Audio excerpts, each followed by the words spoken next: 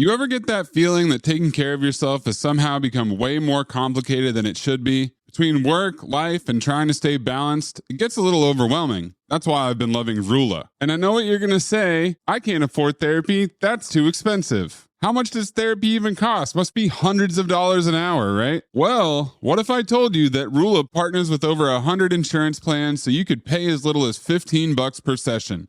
That's about the cost of a movie ticket. Here's what I like. Rula doesn't just pair you with any therapist. They take your goals, background, and preferences, then build a curated list of therapists who actually fit what you're working on. They've got more than 15,000 licensed professionals across the country, and most have appointments available as soon as the next day. Plus, Rula checks in over time to make sure the care stays consistent and effective. It's therapy that grows with you. Thousands of people are already using Rula to get affordable, high-quality therapy that's actually covered by insurance.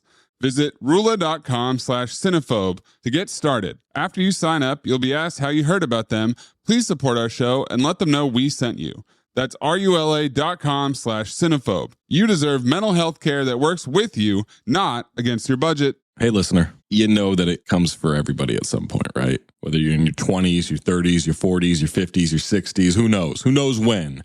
But you know what I'm talking about. Those dreaded T levels start dropping. Maybe you don't feel as strong as you used to physically. Maybe your workouts, you're not recovering the same way that you used to, right? Maybe you don't have the energy or the focus that you used to get things done. Like you were out there, you were chopping wood and you were arm wrestling people and you were sending emails and filling out Excel sheets and your energy was there. You could do anything. You could pick up a mountain. Well, thankfully, you don't have to battle those low T levels anymore because we got Mars Men.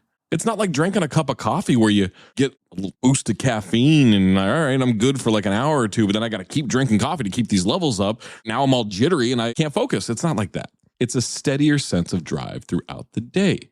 You're feeling better in 2026 than you have in the past couple of years. Mars Men supports healthy T levels, energy, and stamina. It's got 8 natural, clinically dosed ingredients.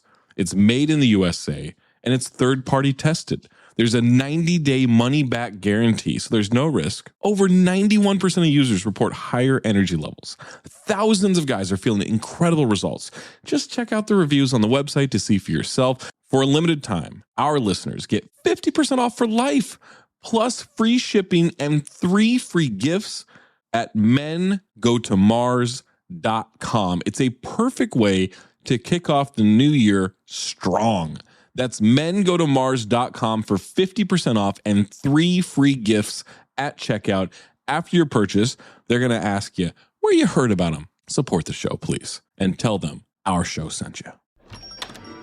Hey, Sal.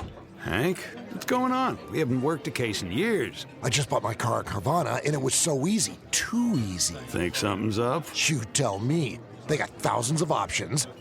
Found a great car at a great price. And it got delivered the next day. It sounds like Carvana just makes it easy to buy your car, Hank. Yeah, you're right. Case closed. Buy your car today on Carvana. Delivery fees may apply. Sarah, what is the best way to dip your sweet potato fries? Or what is the best dip for sweet potato fries? Sweet potato fries. I'm probably going to go honey mustard. Yes, I think that's the correct answer. Or no dip. I'm not here for anything sweet because sweet potato fries already sweet. So I'd rather just go mustardy, and probably as far as I go is honey mustard. That's where I stand on it. Yeah. I want them to have like a bunch of savory, dry seasoning all over the outside of them though. Okay. You're at a restaurant. They say French fries or sweet potato fries. You're going where? I mean, I'm getting French fries, but if I'm at a restaurant and they say we only have sweet potato fries, I don't know. I think I would probably be like, this isn't the restaurant for me. But also, I think a sweet potato fry is hard to do, right? Like it's hard to keep them crispy. They have good starch, but they just like the sugar on them is not, I don't know. They're tricky. They're tricky and they burn so quick because they have so much sugar. So, but if it was a quick fire and they gave me sweet potato French fries and they said, make a dish, I am making a soup. Whoa. Okay. Well, on that note, cue the music.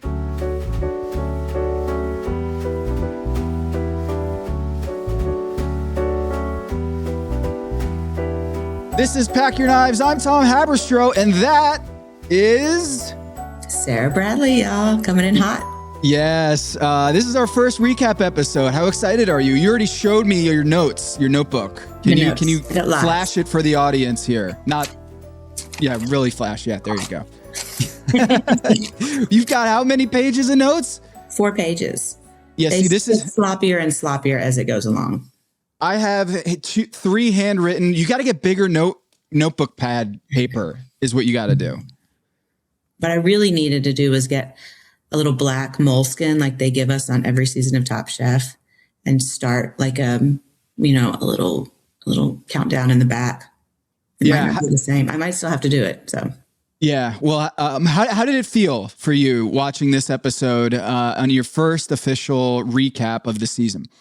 I think it's the same way it's been every time. Every time I'm like a little jealous that I'm not there, because it's this like really intense energy, but also I think the best way to describe it is like chef summer camp, right? Like you're there with all your contemporaries and you're doing all this cool stuff and everybody's like, you're meeting all these people. And so I think I'm a little jealous of the experience, maybe not so much what is about to happen, but the experience with the other people. Yeah, I was really excited. I felt like watching this, I'd been waiting for so long to see how they're going to portray Charlotte and how are they going to kind of message the city. And the Carolinas thing is a little tricky because they've done Top Chef Charleston, right? And this is not Top Chef Asheville or Top Chef Raleigh, but we're kind of looping in the Carolinas together. And so I think they did a pretty good job of managing that and framing this season. I want to give a shout out to Kendra McClanahan and Carly Levitz over at Pack Your Knives Substack. We've got new power rankings and fantasy leagues that we're doing this season. And I want to encourage everybody to go check out packyourknives.com or find-topchef.com and join our Pack Your Knives fantasy leagues and our power rankings. So you can go every week and rank your contestants 1 through 15 or however many there are left at the time. And we're having a competition on the site. And so, Sara, we did this blind draft, you and I did, before the season. And I feel like we won't be able to do these fantasy leagues because we already have our own little fantasy setup here between you and I. I feel like we did pretty good on our draft. I do too. I think it was... I said it when we did it, and I think I'm even more in love with it now. Like, I think the blind is the way to go. I think it makes us, I think it makes the people who are not, like, we're not getting this, like, kind of like tainted view of what is going on. Like, we did our own research, and that's what played out. And so, I don't know. I loved it. Yeah. We'll get into it more. We had someone sent home, and for those who don't know and are just checking in, the first 2 episodes, the first 2 elimination challenges, there's no last chance kitchen. So bye, sayonara is what I meant to say. And I feel like it's going back to the roots of Top Chef, where if you got sent home, you got sent home, and that's it. So the stakes are a little bit bigger here in the early going, and I think it's interesting. We had Carly Levitz do an analysis about how often do the people who are eliminated first and second episode, how far they get. And it's actually more often than we think, Bailey being the most recent one. People who are sent home in the first couple episodes, they do sometimes make it all the way back into the competition. It doesn't happen all the time. But if you were Bailey last year, you kind of feel like, yeah, that was my lifeline. I'm glad that I had that elimination challenge, last chance kitchen loophole so I can get back in the competition. I won all of those competitions to get back, but we're not going to have that. And so, again, spoiler alert for those who have not watched yet, this is going to be the recap, and we're going to get into it. Everything from the season 23 premiere. Day Joseph is being sent home. Lots to get into on that. But big picture, we're here. It's season 23. Tom looks great. It looks like he's lost some weight. He's very fit. He's got a more of a heart in this episode. He kind of zigged while everyone was zagging on one particular dish. I thought was really interesting. And Kristen, Gail, it feels like Top Chef. There's no real curveballs that we're seeing in this season. And I'm a big fan of this cast too. What do you think? Big picture thoughts of this episode? I also love the one thing that I love that they've added that was never there whenever I was there is that you don't get immunity for a quick fire, right? Yep. Like you get the immunity for your performance in the elimination challenge. And I think that that's so important because the quick fires are just what they are. They're quick fires, right? And the elimination challenge is the one that really takes a lot of effort and thought and skill. And so I'm so glad to see that they kept that from last season. I think you should be rewarded more for that. I'll tell you what else. There is so much sweat in this episode. Like literally I have to imagine that the quick fire was extremely hot. Like you're standing out in this asphalt area, but there's so much sweat, the whole thing, the kitchens, everybody, like they're wiping their faces with their hand towels. Like it's crazy.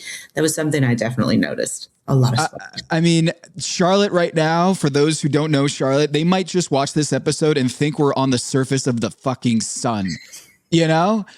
Everyone was so, even in the kitchen, like in the, at La Belle Helene, they were sweating. It was bizarre. It was bizarre how even indoors they were sweating like crazy. And I'm not saying that kitchens aren't hot, but it was just from start to finish, they were sweating like crazy. And as a bald guy, I felt so bad for the Dearden brothers and for Day, where they're bald and they have to sit in that sun. And you could see, I think one of the brothers had a fucking towel on his head afterwards where he was like, my head is getting so burnt right now. And I felt bad. I was in pain myself.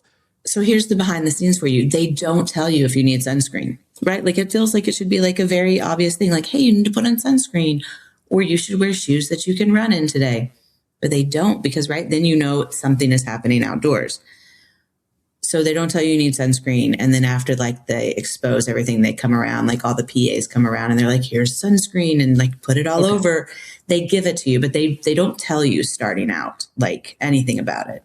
And so there were many a times where people like full on sunburned forehead or just everywhere. Yeah, it's crazy. Yeah, so they do provide sunscreen if needed. They do provide sunscreen if needed, but like they don't tell you should wear bug spray or like you need sunscreen or like dress warm. It's going to be a hot one today. They don't tell you. So you just you just go for it. Well, speaking of going for it, Top Chef, as the casting directors, have gone for it this season with the twins and with the couple. We got a little bit more info on that in this episode, and I really do like this aspect of this season, is that the alliances are coming up. I'm watching how Justin and Jennifer are kind of interacting or not interacting. There's a little bit of element of like Bravo TV drama in this because it's brothers and because it's a couple, that I'm wondering how they even played it up, and not to do the episode before the episode, but I noticed that they kind of played up the whole Jennifer said, I would say yes if he proposed to me. And then in the next scene over, Justin's like, yeah, she won't let me propose to her. And I'm like, oh, this is crazy. This is crazy. We're getting this in the first episode, some intermarital tension between the two. Cause I don't know. Did you read the same thing as I did? I don't think they're on the same page of this whole, I want to get married thing. She's like, oh, I would marry. He's like, she won't let me put a ring on it. 16 years, at 16 years, right? Do you even really need to get married? Like, no. No. I'll tell you though, with the twins. So I have written here in my notes I write this down on lap 18. I'm like, can't imagine being on a show with my sibling. Like, I couldn't imagine I could do it. I could, but neither of mine are chefs, but I couldn't imagine like the competition that must exist. And I felt a little like they were playing up that like brotherly competition. I have a feeling that it really doesn't happen like they're really, I know they're rooting for each other. Like I know they have to be. I think they're like getting into the vibe of like, oh, we're brothers and we're going to compete. But I guarantee when they can pick each other, they will. Yeah. How good are you about telling the identical twins apart? Because I think I've got a little mnemonic here that I think I'm working with to differentiate Brandon and Jonathan. I had a tough time at the beginning. I got nothing. I literally thought today, I don't think I could tell you which one was which. It's hard. I kept going to my notes like, wait, which one is that? So, all right. So let's get into this. We have a quick fire. They're basically on the Charlotte Motor Speedway, and Charlotte is the capital of racing in America. Up in Concord, about 20 minutes north of Charlotte, is where all of the racing teams have their headquarters.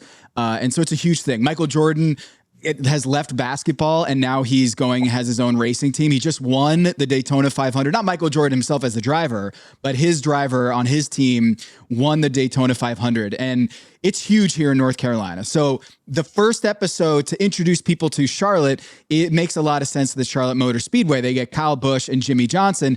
And we learned, Sarah, that Dwayne works for Jimmy Johnson. I wasn't totally sure how that setup goes down. Did you believe that Dwayne didn't know that Jimmy Johnson was going to be part of this, and vice versa, that Jimmy Johnson didn't know that his chef, who kind of opened up this, I wrote it down here, Legacy Sporting Group or whatever that Dwayne opened up for Jimmy Johnson? I thought that was an interesting little twist in this first episode. Legacy Motor Club. I have it here. So, number one, I am gutted when Michael Jordan doesn't walk out, because he's like, does the racing at season 23. They like roll in with the 23 car. Gutted. I'm so mad. But on the other hand, I like to imagine that he knew and she had no idea.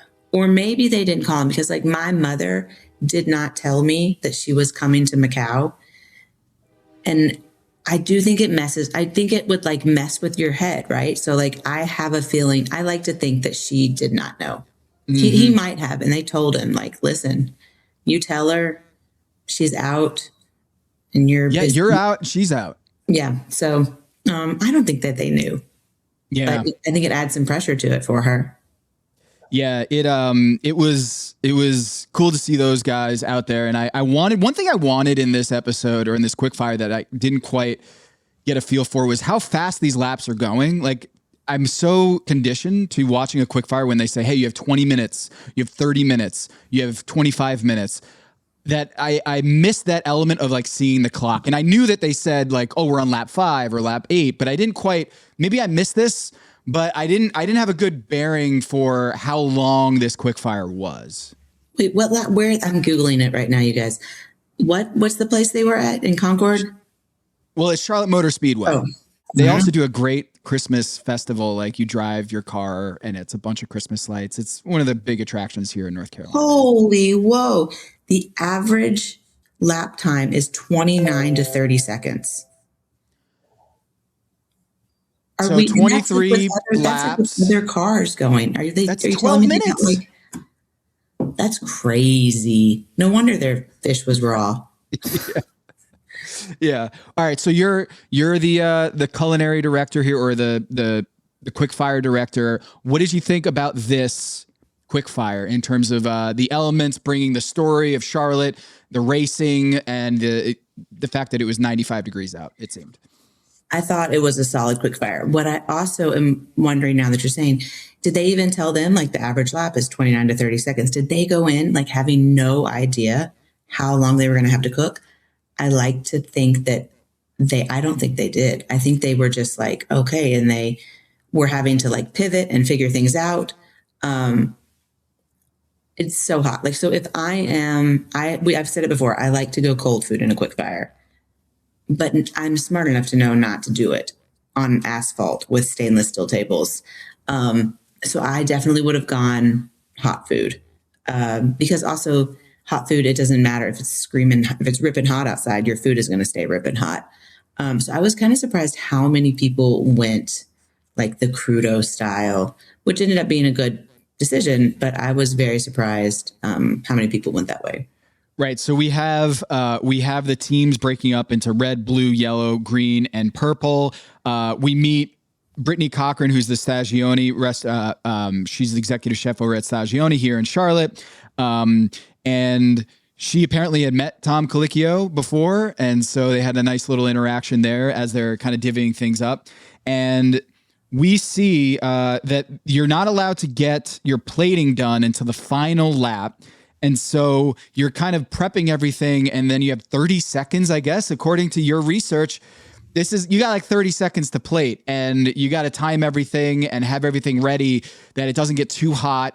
And we have Brittany is on team green with Jossie and Justin. So for those who are keeping track at home, I have Brittany on my team and Jossie on my team, but you have Justin. So we didn't have a pure Sara team and a pure Tom team. And we actually didn't have it at all in this quickfire. I don't know if you realize this, but there was no team Sara all on one team. And there was no team Tom all on one team. So it had a mixture of both of our fantasy teams on this. So Brittany was on the green team with Jossie and Justin. Day and Dwen and Nana were on the same team on yellow. Blue was Jennifer, Jonathan. Jonathan is the bigger, the jumbo. Apologies to, I have brothers. We make, we crack jokes about how I'm the tiny one or I was the chubby one when I was a kid.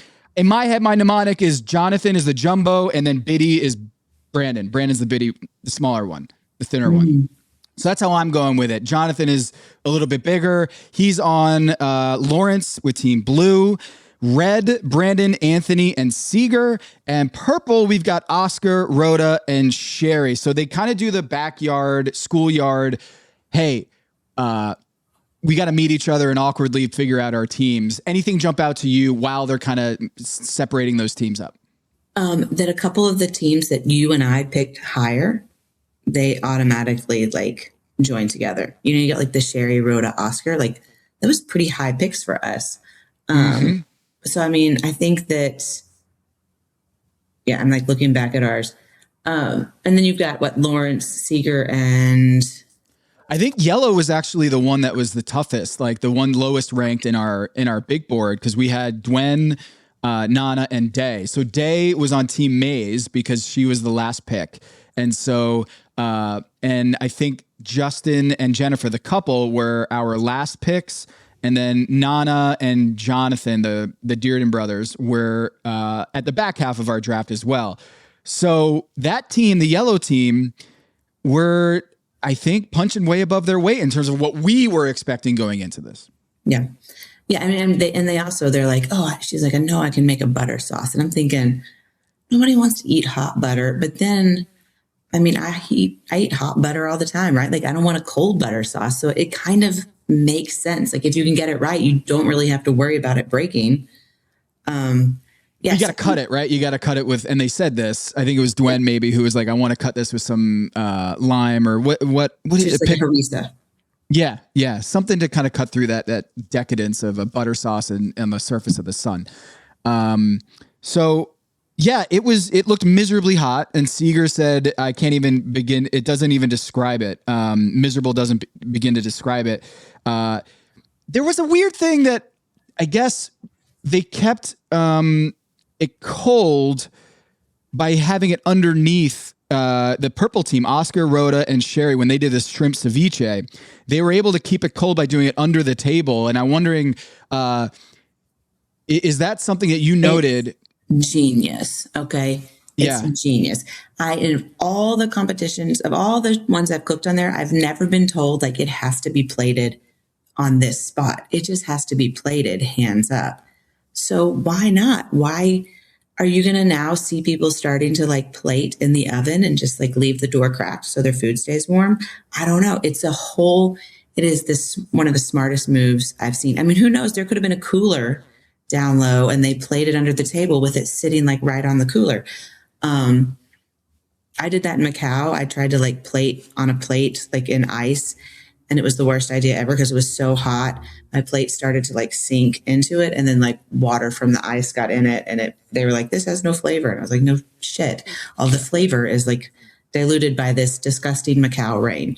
So, but it was such a smart idea. I mean, kudos. I wrote down, I was like, oh my God, this is amazing.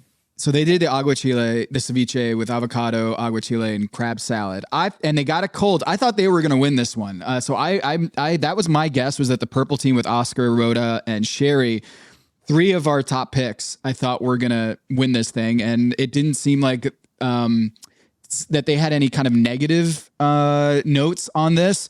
But actually, it was the blue team, Jennifer, Jonathan, and Lawrence. I'm already jealous that you got Lawrence on your team. Not only is he really talented, but I think he does very well on the camera. He seems like a really fun character. I love this guy, and I wish he was on my team because he's just awesome. So kudos to you on getting him with your number one pick. Yeah, I think he's smart. I think we see like a lot of I see a lot of promise in him. I think he's going to be a really smart chef, and I think he's going to be able to pull from like so many different styles of food. Yeah, he's Turkish, but he's Chinese American, but he was basically raised in Turkish cuisine. So that in his mother's Chinese bakery. Like, which way do you go? So, yeah, he's a good one. So, what do you think about the hush puppy? So as she's like, she's like, they're like, oh, she's over here and she's working on the perfect hush puppy. And I see it and I'm like, I can look at it and tell you it's too loose. But the thing about, like, we would call that like a quick bread, right? Like, you don't want to develop a bunch of gluten because you want it to be tender. And when I see that she has to add flour to it, I worry because I see her like whipping it in there and I'm thinking, oh, it's going to get gummy or it's going to get tough. But they seemed to love it. So, but I know that pain of like dropping something in the fryer and it like pops open. First day, challenge. It's horrible. It's horrible. Yeah. You got a lot of that. I know you said it in their and if you haven't listened to the previews, even though you've already watched an episode, go back and listen because Sara is a genius when it comes to just kind of figuring out the strategy and bringing all the elements and Appalachian cooking and all of this stuff was really interesting to hear from you, considering you've been on the show a couple times, both in competing and as a judge. My thing that always kept popping in my head as I'm watching is how you said when you go on Top Chef, the thing that you're most consuming your brain is don't go home the first day. And they've really brought that out in this episode, how you heard it a few times is I just don't want to be the first one to go home, and it just adds so much pressure. Yeah, you hear one of the twins say, like, I just don't want to go home before my brother. So it's like, now you've got that. You've got, and I feel it for like, do have second in my notes, the local girl. Kind of wish I'd picked her higher. Like, I'm really liking Brittany's vibe. Like, I like it. She seems hyper focused, super serious. I went back and like checked out her menus. They look fabulous. So I think there's that pressure of like, don't go home first it's the first thing when they call and say, okay, you've made it to the show. That's it. That's all you can think about. And you should not be thinking about your final meal. You should be thinking about, cause you got to get there first, right? Like, doesn't matter the final meal if you can't get there. I'll tell you one of the things whenever that happened that reminded me of like, is the joy of being called first. The absolute joy in your food going up to the judges first. What do you mean? Because it's the freshest, right? Like on a quick fire, like say you all do individual quick fires, which I think is very rare. Carly could probably tell us that they do individual quick fire for the first episode, because then you have to get through like 15 plates of food and it takes too long. And I want to know some of the story. But the joy of like, especially if there's like 12 of you and you go first and then there's somebody else's last, like you just have to sit there and listen, and like their palates are tired. So they call up red team first. And I'm like, oh, this is great. This is so good. They made that cold dish. It's going to be fabulous. But then like they say the dish is hot. Yeah. Say that like the tail didn't get on. He picks up the fish and it's like, that's rookie. That's rookie. I'm going to say here sometimes that stuff is rookie. You're going to hear it a lot from me this season. But you got to cut all the way through it, dude. And then not all the plates look the same. So it's like the first dish out, you got that advantage, and they dropped the ball on a lot of really simple things that should have been very easy to fix.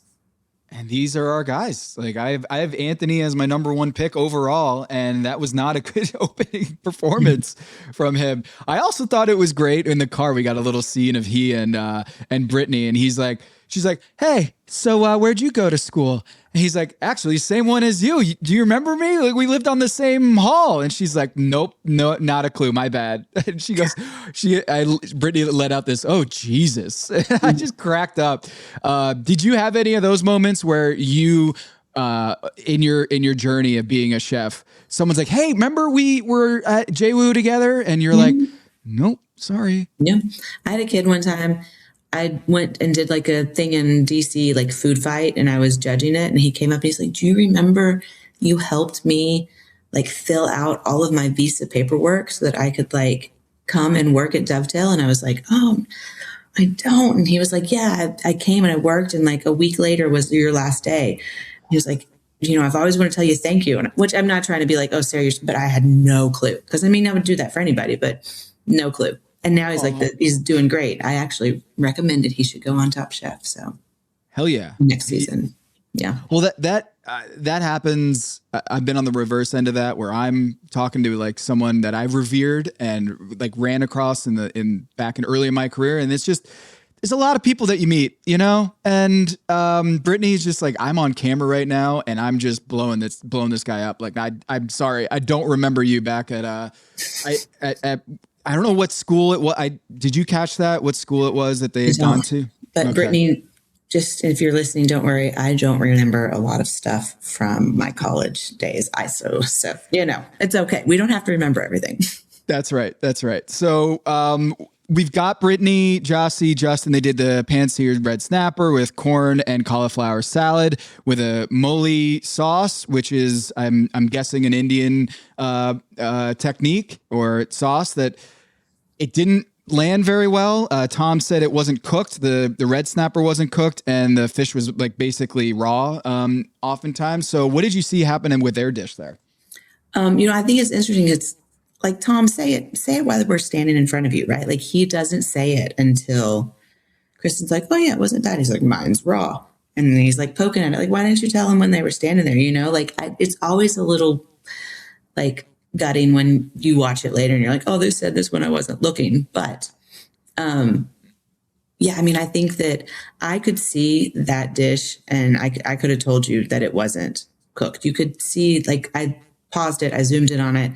You could see that it was really pretty opaque in the middle still, and like it hadn't flaked apart. And so, that's me zooming in on dishes to look at it, but it also felt like a lot of food, which is something we're going to see from Jossie later.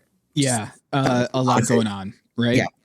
Yeah. I mean, the portion was huge. Like, yeah, this I felt for you're in that sweltering heat, and I was very surprised that the winning team was someone that didn't go with like a crudo or agua chile or something like that. And so they go with the hot, like you said, is that it stays hot when it's out there. And the Hush Puppy wins. The crab and shrimp Hush Puppy, as Magical Elves does it again, where the team that seems like they're in a crisis because they can't get the Hush Puppy right is the one that comes out on top. So Lawrence gets 3 points in our scoring system. Jennifer gets 3 points, and Jonathan gets 3 points. And Lawrence is very excited because they get to go racing. Where are you on the whole racing thing? You'd be excited to go do that victory lap around the track? Yeah, I mean, Sure. Tom Colicchio looked so serious. Gail and Kristen were like having fun, and Tom was like so stern. He was, I think it's fun. I don't really need to drive 175 miles per hour. Like I'm okay. Like I'm cool. Like, if I hit 80, like that's fine. I just don't. You're not a big roller coaster girl, like Kings Island. Love a roller coaster. Love a roller coaster. Cedar Point, amazing. But someone else is driving the car, right? Like I'm not. I can't. I don't know. But it was definitely cool, and I love that all those other people had to stand there on the asphalt and just like watch those people go around. Yeah. Poor guys. You're just boiling. Your blood and is boiling. And the one, what do we call him? Brandon, I like the way you remember it. I almost called him Biddy. Brandon had the I think it was him, right? He has the thing on his head. Towel on his head. Oh yeah. I was hurting for him. And actually it didn't look as bad afterwards. Like I was expecting at the elimination challenge that it would like be like peeling or bubbling up, because I was like, if he's putting a towel on his head because it's so hot, I can only imagine how much he's just getting roasted out there. But they were both very sunburned, I could tell, but not as bad as I thought.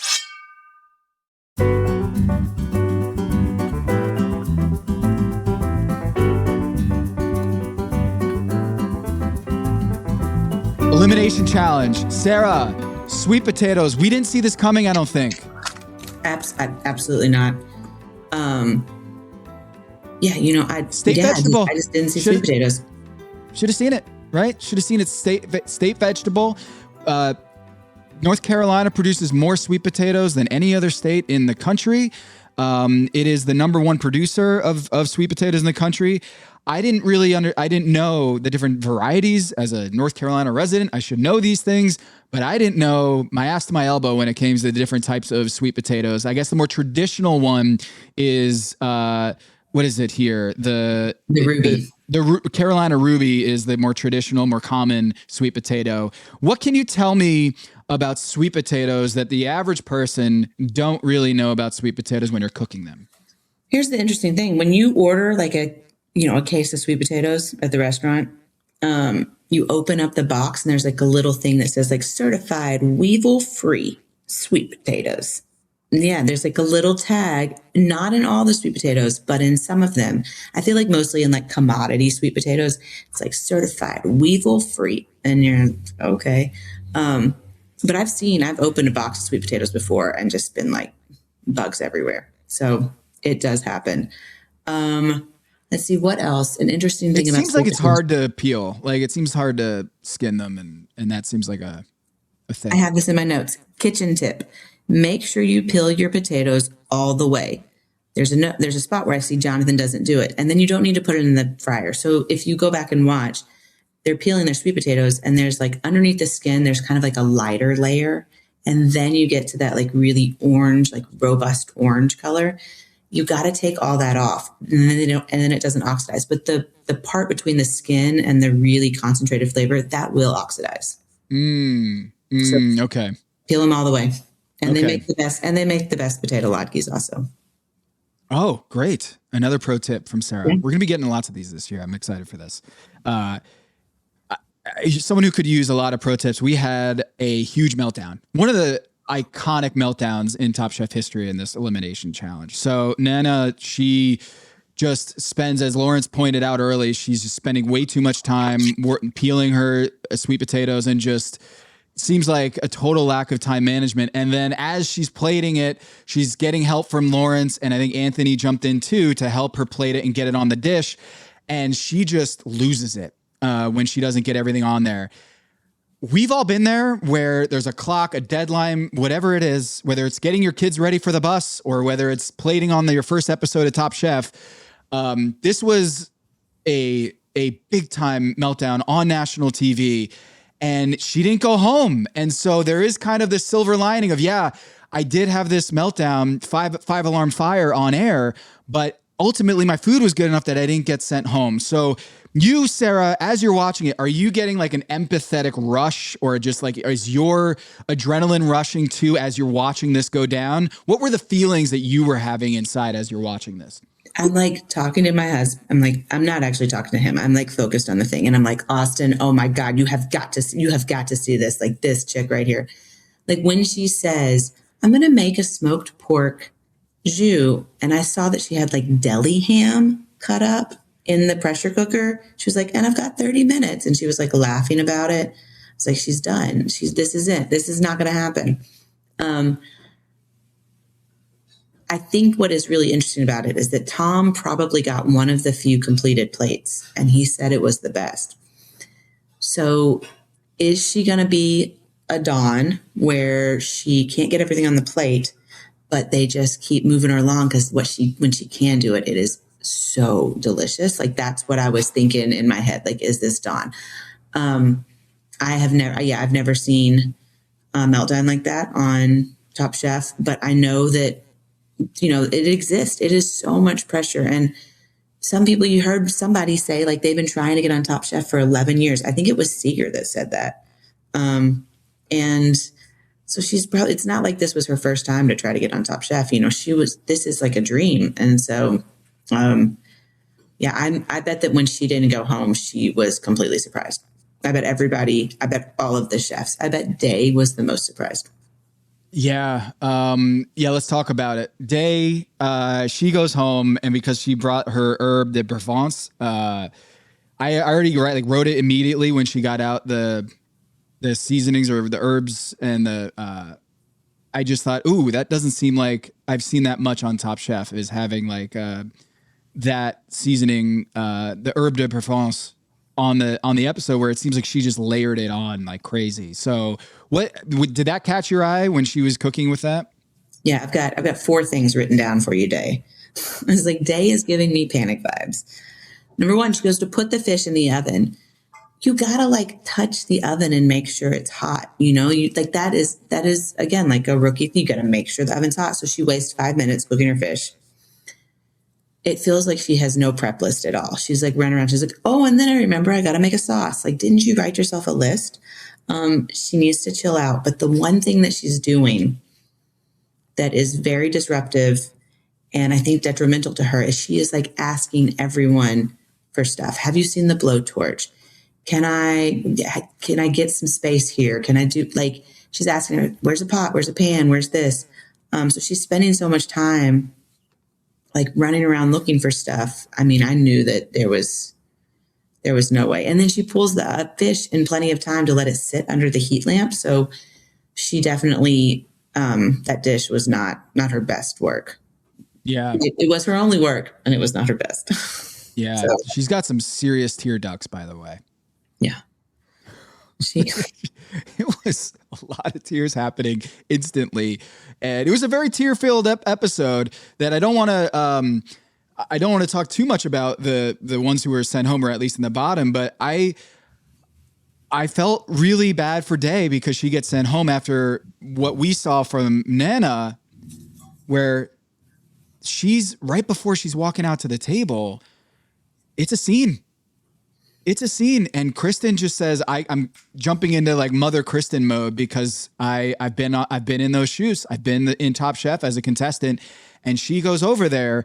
And if I'm Day, part of me is like, that's kind of cheap that she got a little bit coach up pep talk from a host, the judge, and I get sent home. I didn't get any sort of pep talk from the judge. And I know it just felt weird to me that Day got sent home and Nana didn't. And I guess the food with Tom, it was a good dish for Tom, so that saved her. But it felt like I would feel a certain way if I was Day, that she got a little bit of help to get back on track. Not to say that that's wrong, but I don't know. It just it felt weird to me, Sarah.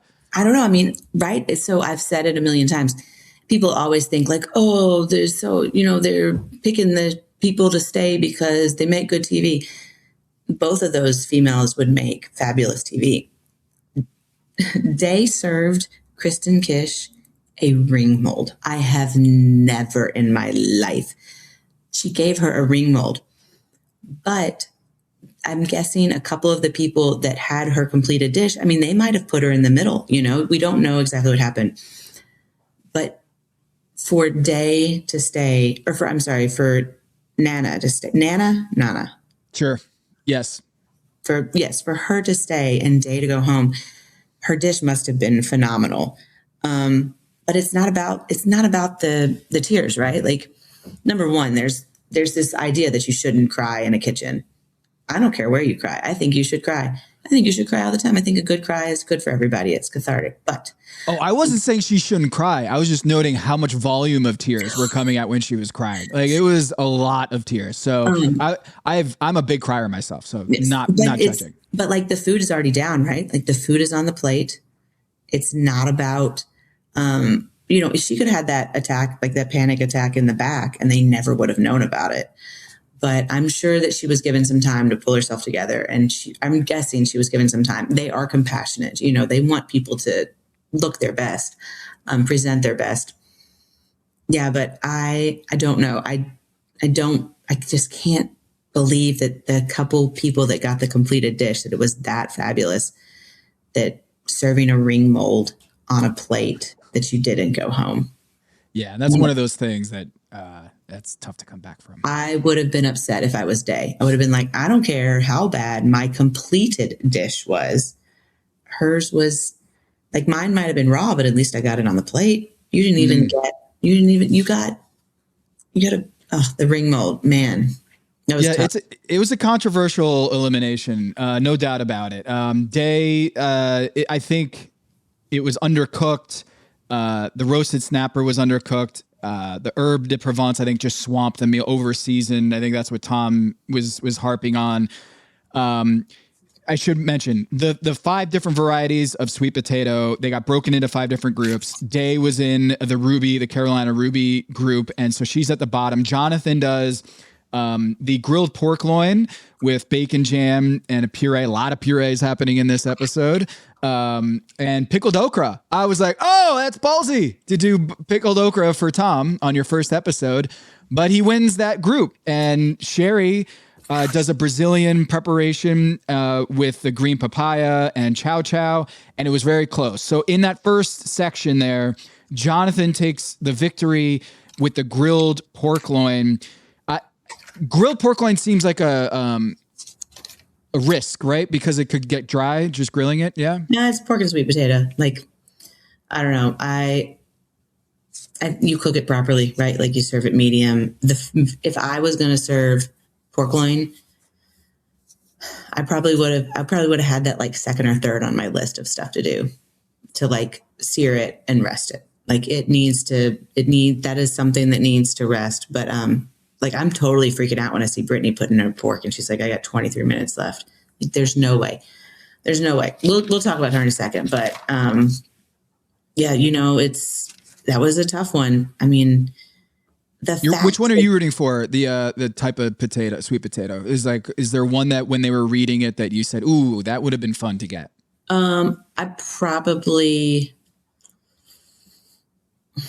I mean, the Covington or the Carolina Ruby, they would probably be the easiest to work with. Like, nobody wants the hardest to work with. The driest, the flavor, the most mild flavor. I'll take the one that has no flavor. Like, no. Did you know Purple Majesty? So it was invented at NC State. No clue. 2021. Like Gail was like, yeah, it's only been around for 5 years. It was invented in 2021. So the Purple Majesty is a variety of sweet potato that has only been in existence. It's been engineered at NC State. And so that was pretty cool to hear that. I did not know the history of the Purple Majesty, and I'm glad we did. It sounds like a mushroom out you can get in Amsterdam. But Purple Majesty sweet potatoes. I might have to go find some in town. I know, it was funny because somebody was like, I've never actually eaten a whole Purple Majesty sweet potato. And she's like, boom, shit, obviously, because it's only been around for about 4 years, y'all. Like, she's just very obvious. Like, doesn't everybody know this amazing food knowledge? I feel like Gail is just so much. It's encyclopedia. Yeah. Well, we got the Purple Majesty team is Brandon, Oscar, and Justin. Brandon decides to do this dessert with a caramelized coconut chocolate sorbet with streusel and meringue. As soon as they brought it out, Tom was like, whoa, what is that? Did you mean for it to cook like it? He's like, yeah, absolutely. And Oscar does this braised sweet potato with, as they call it, the crazy brazy, with agave, chorizo hash, pasilla salsa, Mexico City style. And then Justin goes with the curry, cardamom, poached brown butters, sweet potato puree, and charred onions with cheese sauce. At a restaurant, do you call it a cheese sauce, or do you just go like, that's queso? Isn't that funny that like queso is like a cheese sauce that I don't know, when you say cheese sauce, it doesn't sound as gourmet in my mind, elevated. You could go with like a fondue. You could go with like a Mornay. I mean, I think there's like a many things but I think he was like trying to show some like wholesomeness of the dish. Mm-hmm. Maybe. Mm-hmm. Yeah. Brandon, Oscar, and Justin, anything jump out to you that dessert dish? So Brandon, I love it. I think it's really interesting because I immediately thought like, oh, sweet potato casserole, right? Like I do savory sweet potato casserole all the time. Like it just, to me, it just makes perfect sense.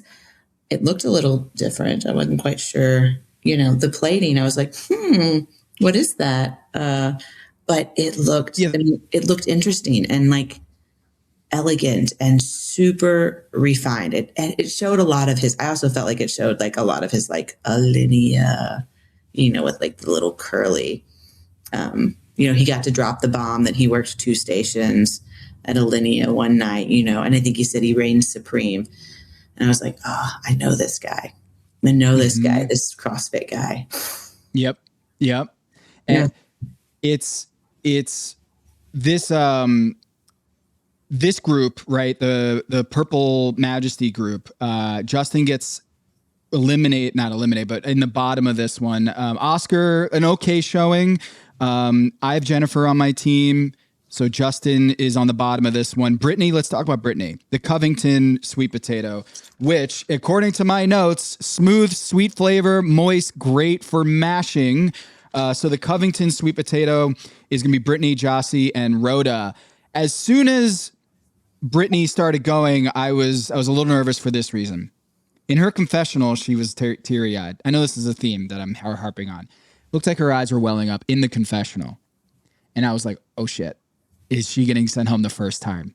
And I think it was another little curveball here where they think you're going one way and it actually wasn't a disaster, but it felt like it was heading down the disaster turnpike. Yeah. Why is she cooking 5 loins? Like, I don't know. For me, I'm thinking like, why are you cooking? Like, you're already in the shits. Why are you cooking 5 loins? Why are you searing them in a pan? I see a smoking hot grill right there. You don't have to like wait for the pan to heat up.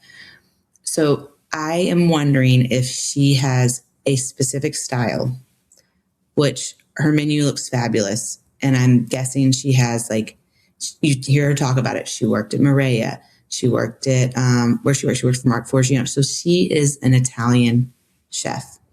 And we talked about during the draft, like, why do we pick a lot of, like, what was one of the things that I used to pick chefs? And I said, I looked for people and who they worked for. And I really liked people that had worked for different types of chefs. So I think she might, early on, I was like, oh, I really wish I'd picked her higher. Now I get farther into my notes and I'm like, I'm wondering if she is going to be able to pivot. Is all she going to give us is this like very refined, like she has an idea of what she should be cooking, is what is expected of her. And is she going to be able to, veer from that? It seemed like to me, Brittany, not having been on Chopped or on Alex vs. America or on Tournament of Champions, I feel like those experiences will inform you about like, hey, you've got 30 minutes. You can't do 5 pork loins and you can't X, Y, and Z. Like, you got to come up with a way to make this look beautiful and tasty in just a quick amount of time. I felt like her story of like, hey, I'm from the Midwest, Columbus, Ohio, meat, potatoes. So we're going to do, pork loin and potatoes. I don't have a problem with that. It's just the time management thing that you talked about is just like, you don't have to cook all of that. In a pan-seared pork loin does feel like you might have a tendency to undercook that. Yeah. Like, you don't have to peel. He was like, you don't have to peel all those potatoes. I mean, like, we saw that a couple times back and forth. Yeah. So yeah, I think she, I don't know. I loved the look of Oscar's dish in this round. I just thought it looked like that's what I wanted to eat. I just got back from Oaxaca and did this trip. And I looked at that and I thought, man, that looks like one of these Michelin star restaurants I ate at Oaxaca, where they took this very traditional food and they just elevated it, and it looked so good to me. But did they say his potato was a little undercooked? I can't remember. No, I don't think that was one of the notes. The first round, right? Yeah, so that was right. So we had Jossie and in this one as well, the kimchi rice and lentils with roasted sweet potato and yogurt pickles. It looked really good, but probably pretty heavy, like you alluded to earlier. Thoughts on this one and Jossie's performance in the first episode? I think that if he'd gone different, like, right, like what if he'd had just like, what if the rice had been like a small, like a little, bite to elevate the sweet potato. But what he gave them was like a rice and lentil dish. And as soon as it went down, I was like, oh, no, there's no way. I mean, maybe if he'd done like sweet potato puree or he'd done something like in the rice, but I knew when it went down, I could see Tom. He's like, well, no, didn't focus on the rice. Didn't focus on the sweet potato. I could see it in his face. Yeah. So yeah, I don't know. That one was tough. But Rhoda, holy shit, that looked awesome. That looked well conceived. The crunch on top. I think Rhoda nailed this right out of the park. And I have no notes other than just awesome job by her. Okay, so here's my Rhoda note. This shop is a 30-minute shop, $250. That's plenty of money to cook with a sweet potato, right? Like that's plenty. 30 minutes, that's a normal shop time. 1 hour is insanity for your first elimination challenge. 1 hour is insanity. When they said that, I was like, oh my God, this is horrible. And then I'm watching them check out and I see Rhoda with unpeeled garlic.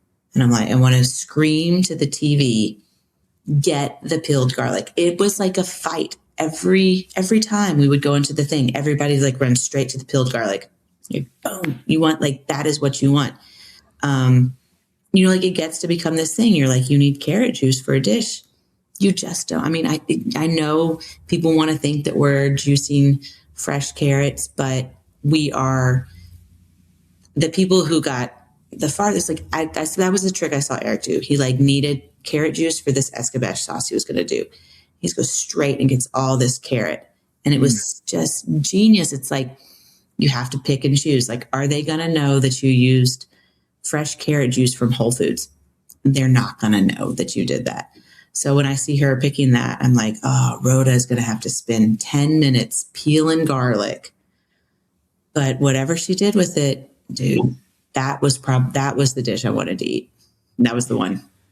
Yeah, she did a soy glaze, like a potato puck almost, with miso sweet potato puree and this lime creme fraiche. The lime was exactly like the thing that you needed to cut all of the heaviness and the umami. The presentation, it was an awesome dish. And I don't get to eat it, but I knew as soon as she plated that, I knew, oh, that's got a chance to win this whole thing. Yeah. I mean, I love burnt food. Like, I know that sounds weird, but I love, and when I saw her with the sweet potatoes on the grill and she was getting this like really good grill marks, and she had sugar coated on it. So you know that part of that sugar was going to get kind of crispy and part of it was going to get kind of burnt. And then you're going to have that lime creme and it's going to be like, it was just so bright, and like the acid that naturally comes from like sour cream with that, like, as she's talking about it and as I see her building it, I'm like, that's the one I want to eat. It's giving me like the same vibe as Brandon's dish, right? Brandon, who had the like with the meringue and the dessert, the dessert. Literally the same vibe. Like that could have been sweet potato casserole, just lime instead of sour cream. Like instead of meringue. Like it really read to me like it could have been. It was like it almost had like Southern vibes to it. I loved it. I loved it. That's the one I wanted to eat. Yeah, and that is the one that won ultimately. But before we get to the judges' table, the next one, the Norton sweet potato with Dwen, Jennifer, and Seeger. Seeger was in the middle on this one. Jennifer, she had this condensed milk poached soft or sweet potato with squash puree and pickled sweet potato. This one, Dwen, she presented something totally different, this mochi. And I felt like as soon as it went down on the table, I said, oh, that has the potential to win, just because aesthetically and thematically, it just felt so different than everybody else. And so she landed that plane. Yeah. I'm wondering if she went like pure rice flour or if she had like sweet potatoes, like if she had like just rice starch or if she had like sweet potato starch in it, because that would have been genius. And she cooked something that she's probably made a million times, and that is so smart. And she just elevated it. I thought it looked really cool. I don't think they hated Jennifer's dish. Who we didn't talk about was Tootly. Tootly, is that his name? Justin Tootla. Justin, yeah. Love that. I don't think that they hated either of their dishes. I think they just were in very strong categories. I don't want to eat a huge slice of pickled sweet potato on my plate. That for me felt like when I saw that, I thought, oh, that's going to envelop everything. And it did look like it was starch, or it was raw. It didn't have a real kind of what's the word I'm looking here? Flaccid, a little floppy, wasn't floppy. It was it felt firm. So for me, I was thinking I don't want to eat raw sweet potato, pickled sweet potato.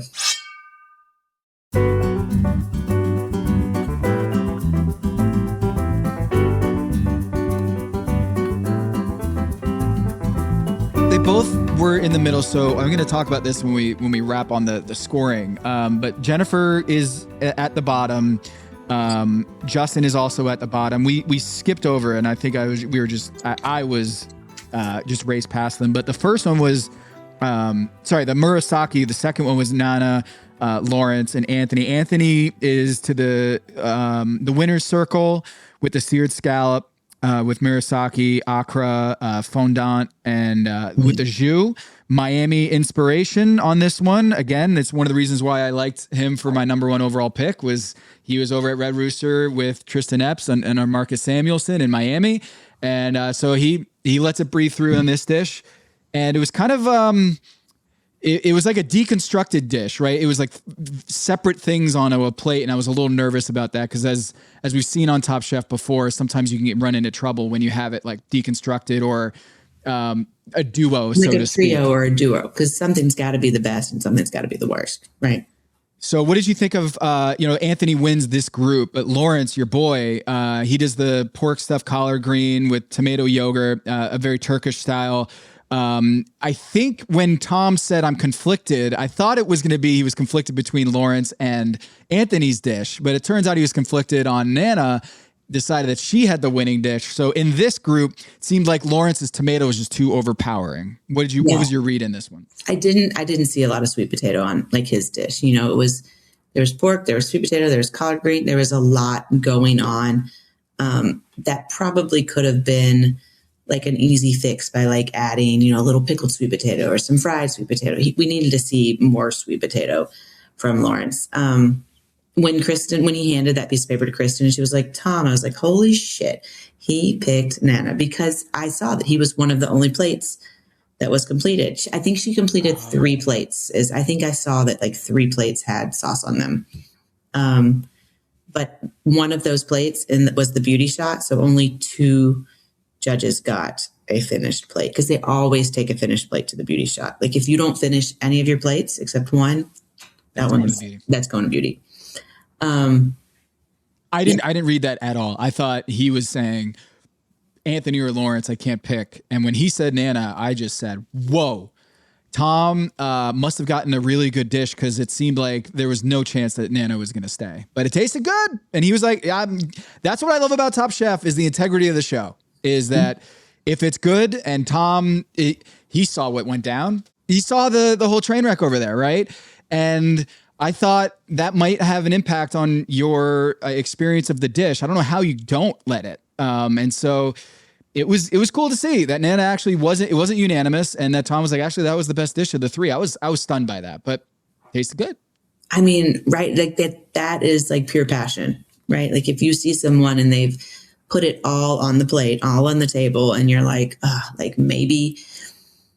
maybe Tom had a soft heart that day. I think I said on one of the podcasts we've done so far, I was like, Tom doesn't like people. You're like, what do you mean Tom doesn't like people? I'm like, well, he doesn't pick a dish based on if he likes the person or doesn't like the person. It's all about the food. I do have written for the Murasaki, I have Kristen Kish is a literal fucking kind human being. That's what I write. It's in all capital letters. And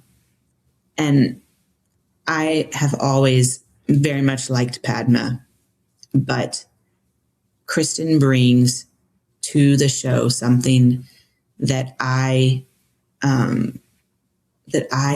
think a lot of chefs we missed out on, which was like the fact that a kitchen is a place full of camaraderie, right? Like it is a team effort. And I think that Kristen just emulates that on such a different level. Like the fact that she's like, I'm not going to let this chick go down. I'm going to walk over here. I'm going to tell her, suck it up. It happens. Come over here. And you see a vital shift in the person's, Boom. Like, that's it. That's all it takes is one person telling you like, it's okay. And that is what chefs are supposed to do. We are supposed to be leaders. And so I think that she's doing something that has never existed on Top Chef before, which is the kind of motherly leadership that works so well in a kitchen. And the instantaneous Nana was like, her emotional, like just completely flipped, like exactly what she needed in that moment. She gathered herself and she went out there and presented the dish when she was just like, Kristen was just like, let it all out, like, let it go. And she just did this big breath, exhale, everything out.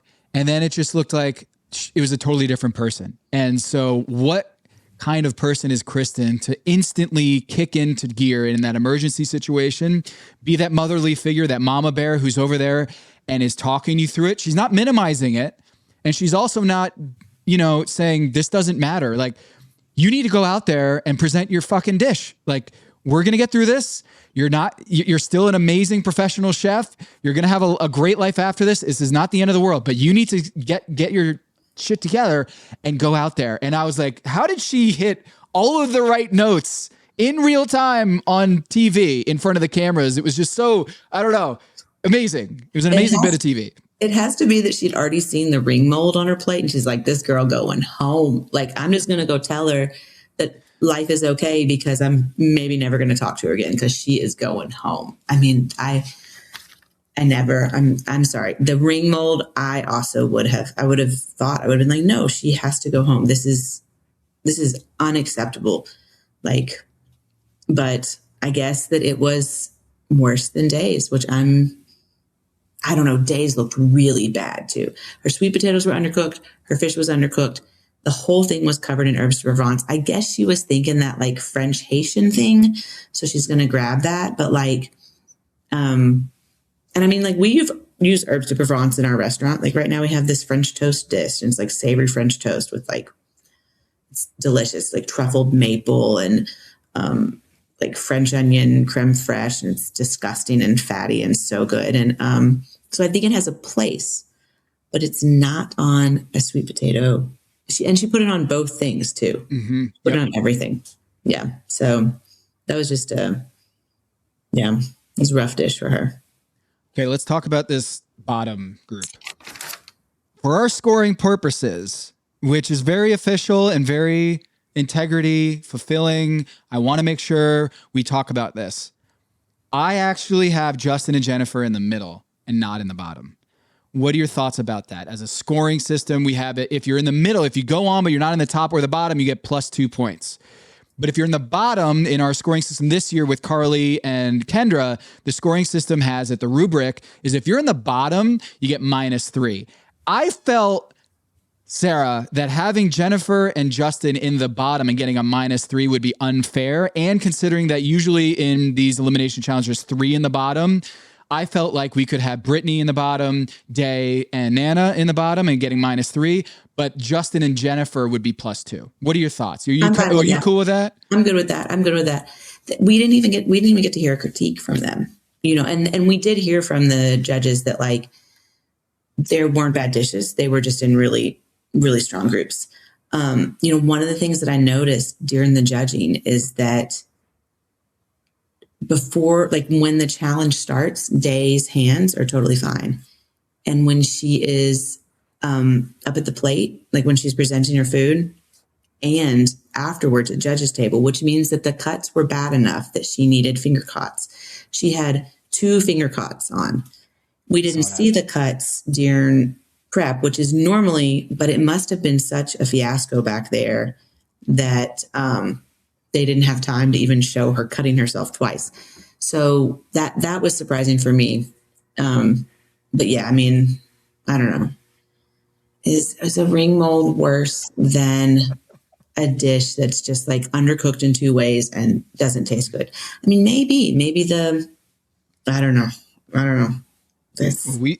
We predicted this. Day was the last pick, and she goes home, and there's no recourse. She doesn't go to Last Chance Kitchen, so she said, coming on to Top Chef and cooking for the judges. And I should mention here, Kyle Johnson. Shout out to Kyle Johnson.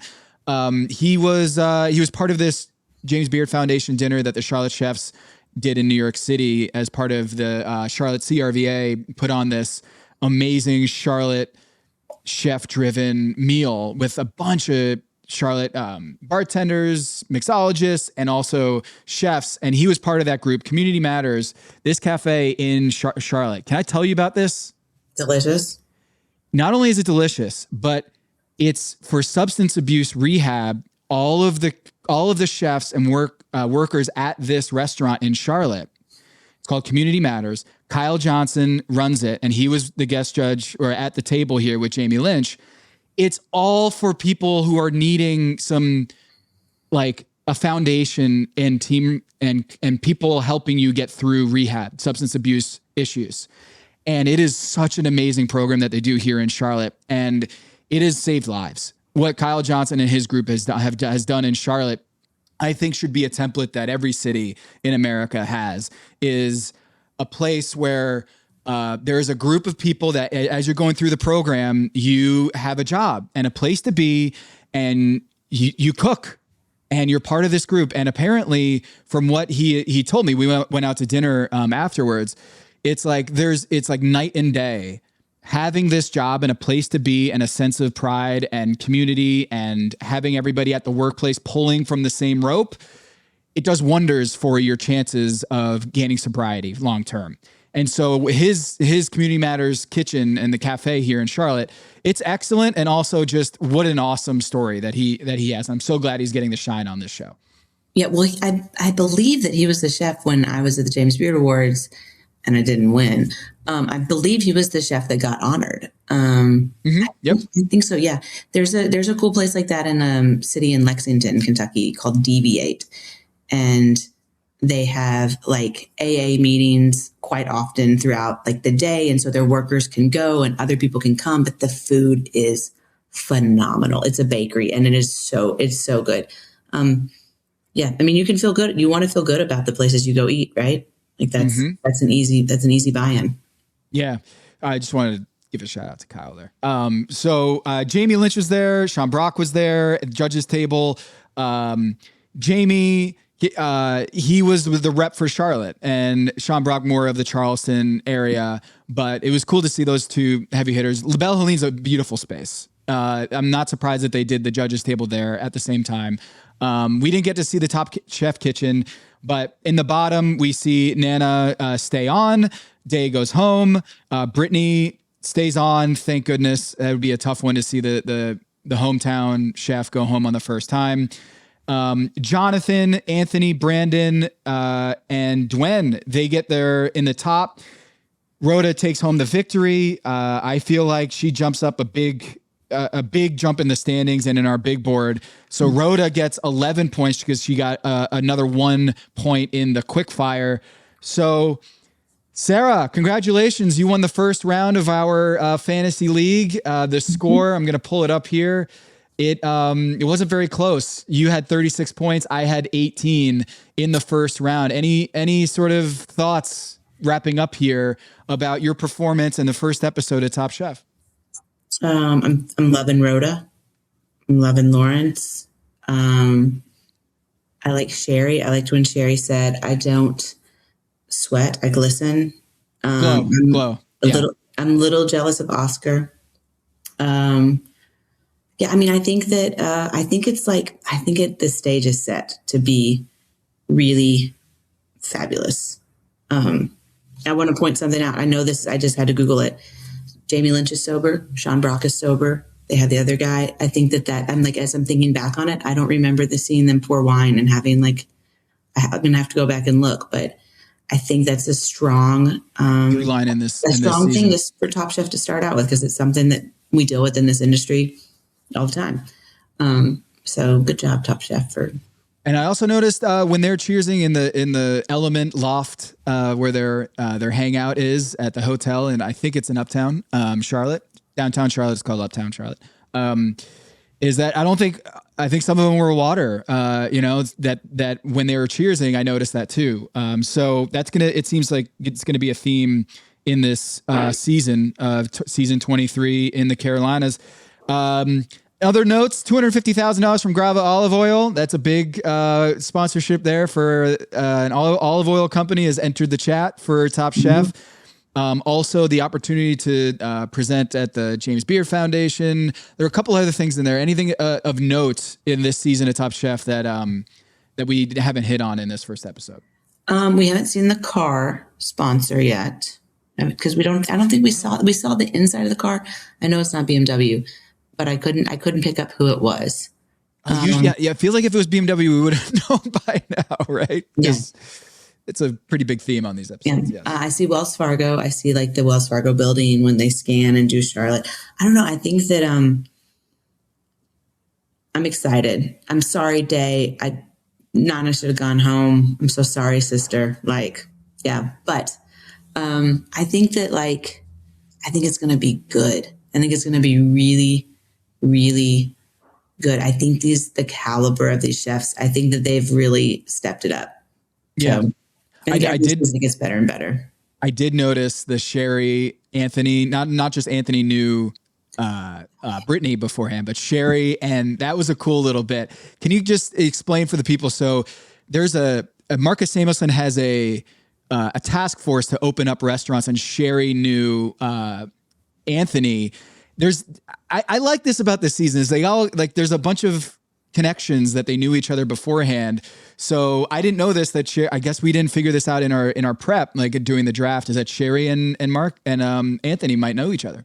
Oh, I think I had, because I have my notes over here. I think I had that they both worked for him. And I feel like maybe there was even another person who had a connection. To Marcus Samuelson, you're saying? Yeah, to Marcus Samuelson. We talked about it one time before. So Kelsey and I had been friends for years, and I think it was really influential in not us going farther, but in us having some confidence in ourselves. We had somebody to bounce stuff off of. I talked about Nini and I on Tournament of Champions. We literally had to compete against each other, and we were still sitting in our trailer, talking about what we were going to do. And everybody thought that was just bizarre. I think that we're going to see some of the matchups go really far. I mean, we essentially have 3 of them now, right? Mm-hmm. So, yeah. And I think maybe we also had a couple people that said they worked for Mark Forgione. Maybe not. Well, I also noted that Jennifer and Justin did not just team up at every opportunity. In fact, I think Jennifer said, I want to prove that I don't need Justin and I don't have to be paired up with my partner in order to succeed on this show, which interesting choice, certainly a choice. And I think in the early stages, you don't want to be the couple, right? You want to prove that you don't need your companion in order to survive on the show. Yeah, we didn't see Justin say that, right? I think he was sad. He turned around and his partner had already buddied up with 2 other people. And he was well, I guess I'll go someplace else. I think, again, doesn't seem like they're on the same page on this thing. No, he's we'll be together every time, baby. And she's absolutely not. Yeah. It got really sunny here in Paducah. It's crazy. Yeah. So I think it's going to be really good. I think we're going to see, I'm excited for all of the different types of cuisines we're going to get to see. There's inherently not I'm looking at we're in North Carolina, and there's really not a Southern, there's not a person cooking Southern food, which there normally is. Mm-hmm. There's not even a person cooking Midwestern food. I mean, I guess you've got Montana and stuff, but I don't know what you call that. Well, Brittany's got a show out, even though she's a Midwestern girl. And Charlotte, this is a whole nother podcast, but is there parts of Kentucky that are Midwestern and parts that are South, or? Paducah is both. I would think that people would think that up near Evansville, Indiana, like that. It's like that area is kind of Midwestern, or even, I mean, I don't know, like Cincinnati is like Rust Belt, right?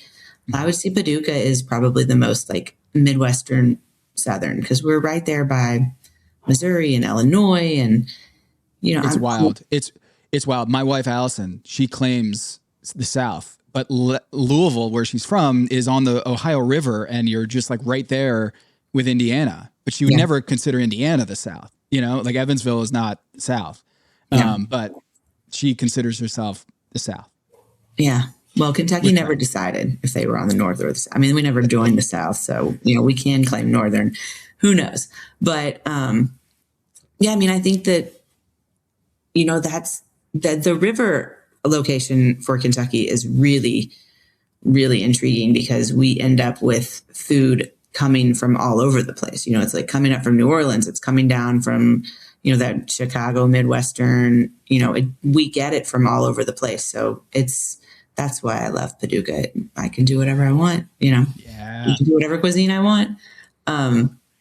Yeah, I don't know. I'm excited to see the city that I lived in for a couple of years. I want to see if like there's stuff that I remember, stuff that I know. There's so many things there to offer. So I'm good for it. Yeah. It's not, we haven't seen Top Chef Kitchen yet, because they did both things on site. But La Belle Helene is in Uptown Charlotte. Jamie Lynch is running that restaurant. And it's a beautiful space, and I'm glad they gave it a shout out in this episode. Last note here for me is, I think in terms of this upcoming season, we're gonna get a lot of just alliances and stuff that I'm really interested. That's, I think, to me, is what the most interesting part of this is, the twins, the different interpersonal connections, and of course, the Jennifer Justin storyline is just really intriguing. We don't have a Last Chance Kitchen to wrap up here, but congratulations. You kicked my ass in this week's fantasy. And a reminder to people at home who are listening, if you go to find-topchef.com, Kendra's website, you not only get the restaurant guide there, that you can go search any city in America and see the Top Chef restaurants or affiliates there. But also, if you win the Power Rankings competition, Sara has given a prize out. If you want to remind people what you're willing to do for the winner of the Power Rankings competition. You're coming to Freight House. I don't remember how many people I said, but I know you're coming to Freight House. You and a couple folks, you and some buddies. And I'm going to cook like full-blown tasting menu for you. I'm going to pair some of my vintage whiskeys, some of my dirty whiskeys.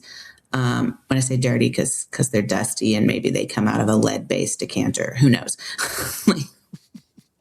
All these people are like, I'm not actually doing this now. You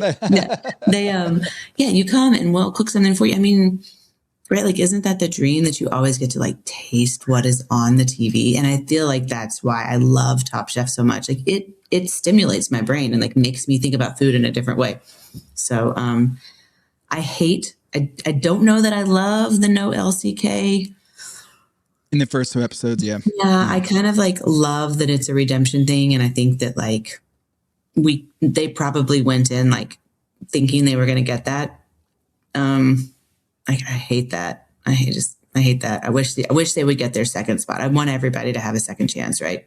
Yeah, I did notice that with There's No Last Chance Kitchen. I wonder if the Top Chef Kitchen, it wasn't ready in time, or Last Chance Kitchen wasn't ready in time to do it, because it is a little bit of a tweak to this season. But we got the Raceway, we got Sweet Potato, we got a very traumatic plating meltdown, and also a ring mold in a dish. Lots of stuff went down in this episode, so a really good season premiere.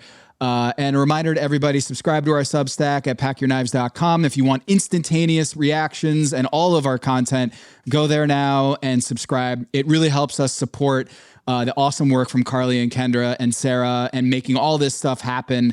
Really appreciate everyone listening, subscribing, rating, reviewing. We do have a YouTube channel if you want to check that out as well at Pack Your Knives. So awesome job, Sara. We had a great episode here to chew on, and I thought it was great. So thank you so much for doing this. See you again in a week, man. Yeah. Can't wait. Bye.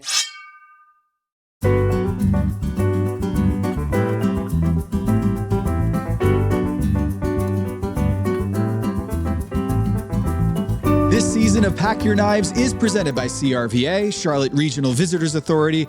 We're partnering with CRVA to release a special 6-part Savor Charlotte series for our listeners to discover the talent, taste, and trailblazers driving Charlotte's culinary momentum.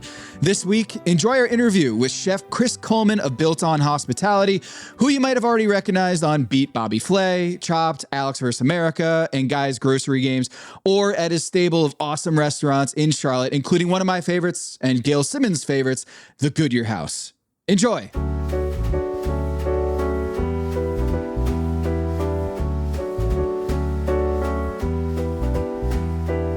Chris Coleman. How's it going?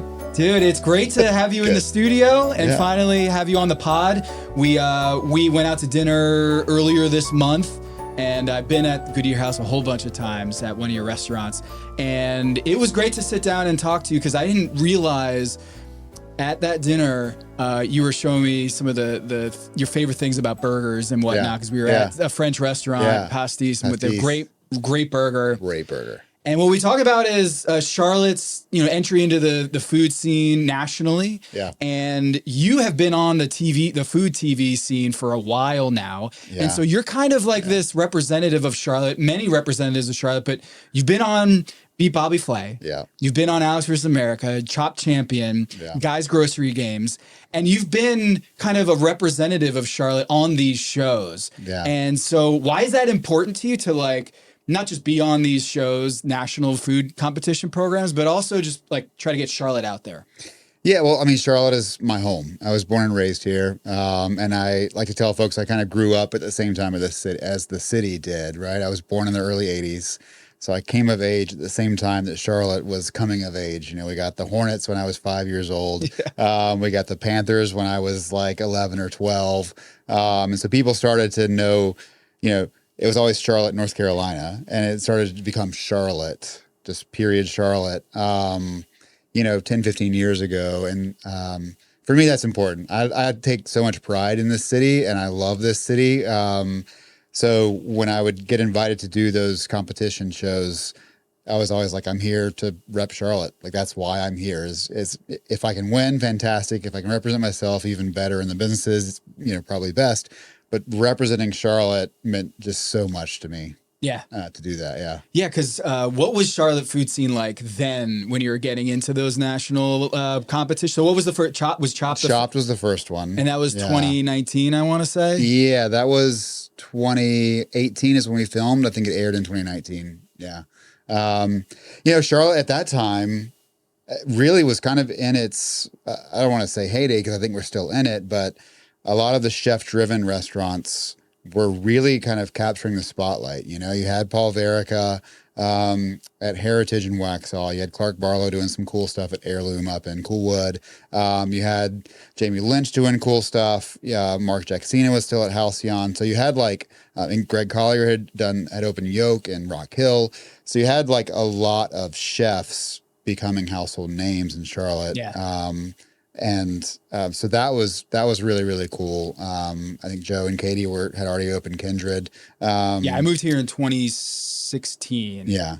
And but not to cut you off, 10 years prior to that all of that I just said didn't exist. It was if you were going to dinner in Charlotte, you went uptown and you went to Ruth's Chris, or you went to Del Frisco, or you went to Morton's, or you went to Capitol Grill. It was very much a meat and potatoes steak town. There were a few chefs doing some things, but it hadn't come together in a collaborative way where chefs were propping each other up and representing Charlotte and talking about making Charlotte a great food scene. So what I mean by all that is early 2010s, I had done Asbury in 2014 and we got some recognition. Luca had done Passion 8 in Fort Mill.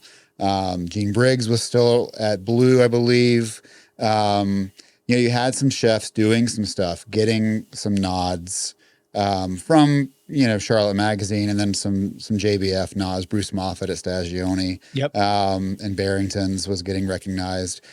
But it hadn't we were all still like competing, but not competing because we were just like happy that anyone was walking in our doors and not going to the steakhouse. Yep. So it really came together in probably the early 2010s, like 2015, 16, 17, when PCG, the Piedmont Culinary Guild, which I've been a member of since its beginning, I was on the board a couple of times.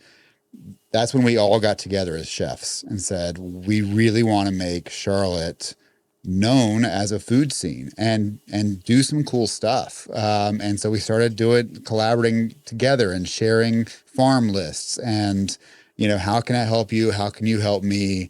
And it grew to be this organization that was like 400 members strong of chefs and farmers and food writers and artisans, and really just pushing the message that Charlotte, gets overlooked as a food city. We're finally coming into our own now nationally. The last couple of years, Food and Wine has said, is this Charlotte's year? And I think with Top Chef coming and everything else that's happening with Michelin and stuff, like it's, our time's now, like we're here and we have other cities kind of looking to Charlotte for what's cool instead of us looking out. I know. So it's very What was cool. your reaction when Top Chef was announced? Like when I word was started excited coming for out? it. Yeah. It honestly was maybe the worst kept secret in Charlotte that Top Chef was in town. I think every chef was like, I hear Top Chef is here. Like 10 years ago, if I had sat you down and been like, Top Chef is going to come to Charlotte as a hub city. No way. 10 years ago, no way. Like, I just don't think that we were ready, but I don't think that anyone looked at Charlotte as they're ready. And now we are. So it's validation that we are a food scene. It is, it is really just going to show the national audience what we've been saying for 20 years. And that is that Charlotte is a place to be reckoned with. We have like awesome chefs here. We have awesome farms here. We have the coast, we have the mountains, we have the foothills and everything in between. You can get fresh seafood. I can get fresh cattle. We have 400 local farms in and around the Charlotte area. Nuts. Yeah. When you dropped that stat at the JBF, it's crazy. Event, I was like, wait, over 400? 400 farms in the counties surrounding Mecklenburg and including Mecklenburg. But, and some of these are small. Some of these are like little, 2.5 acre farms. Some are massive. I mean, Barbie up in Concord is huge. They're one of the pioneer farms in Charlotte. And they're big enough now to where they sell to like Lowe's Foods and Harris Teeter. So when you see the little plaques of like locally grown in Harris Teeter, a lot of it comes from Barbie Farms in Concord, which they still sell at the Davidson Farmers Market every Saturday. They still deliver to restaurants. So it's, again, we've got something very special in Charlotte. I like to compare it to California and growing seasons. And we're 3 hours from fresh shrimp and fresh fish. We're, an hour and a half, 2 hours away from Appalachian culture. Yep. So it's like it really is the best. And that's why I'm so proud of it. It really is like the best little town in America. It is a city that really punches above its weight. I mean, I think when you remember this as a kid, I was up in Connecticut in the Northeast, and all my buddies would all wear Charlotte Hornets gear because it was just the cool, the purple NBA and teal, team. man. Yeah, the purple and teal with Muggsy and Zoe, Glenn Rice, Grandmama, Larry Johnson, man, he was my favorite. Dude, the best. He was so my favorite. Fun with the gold tooth and the whole aesthetic and the colors. It was like the cool team back then. Yeah. So it like splashes onto the sports market, and you got NASCAR here, the headquarters in the Hall of Fame. It's the racing capital of America. Yeah. And then you have the Carolina Panthers come in and they take over with Cam Newton. Yeah. And it wasn't known as a food destination. It felt like almost like a place that you stopped over, had a layover at, and a steakhouse town.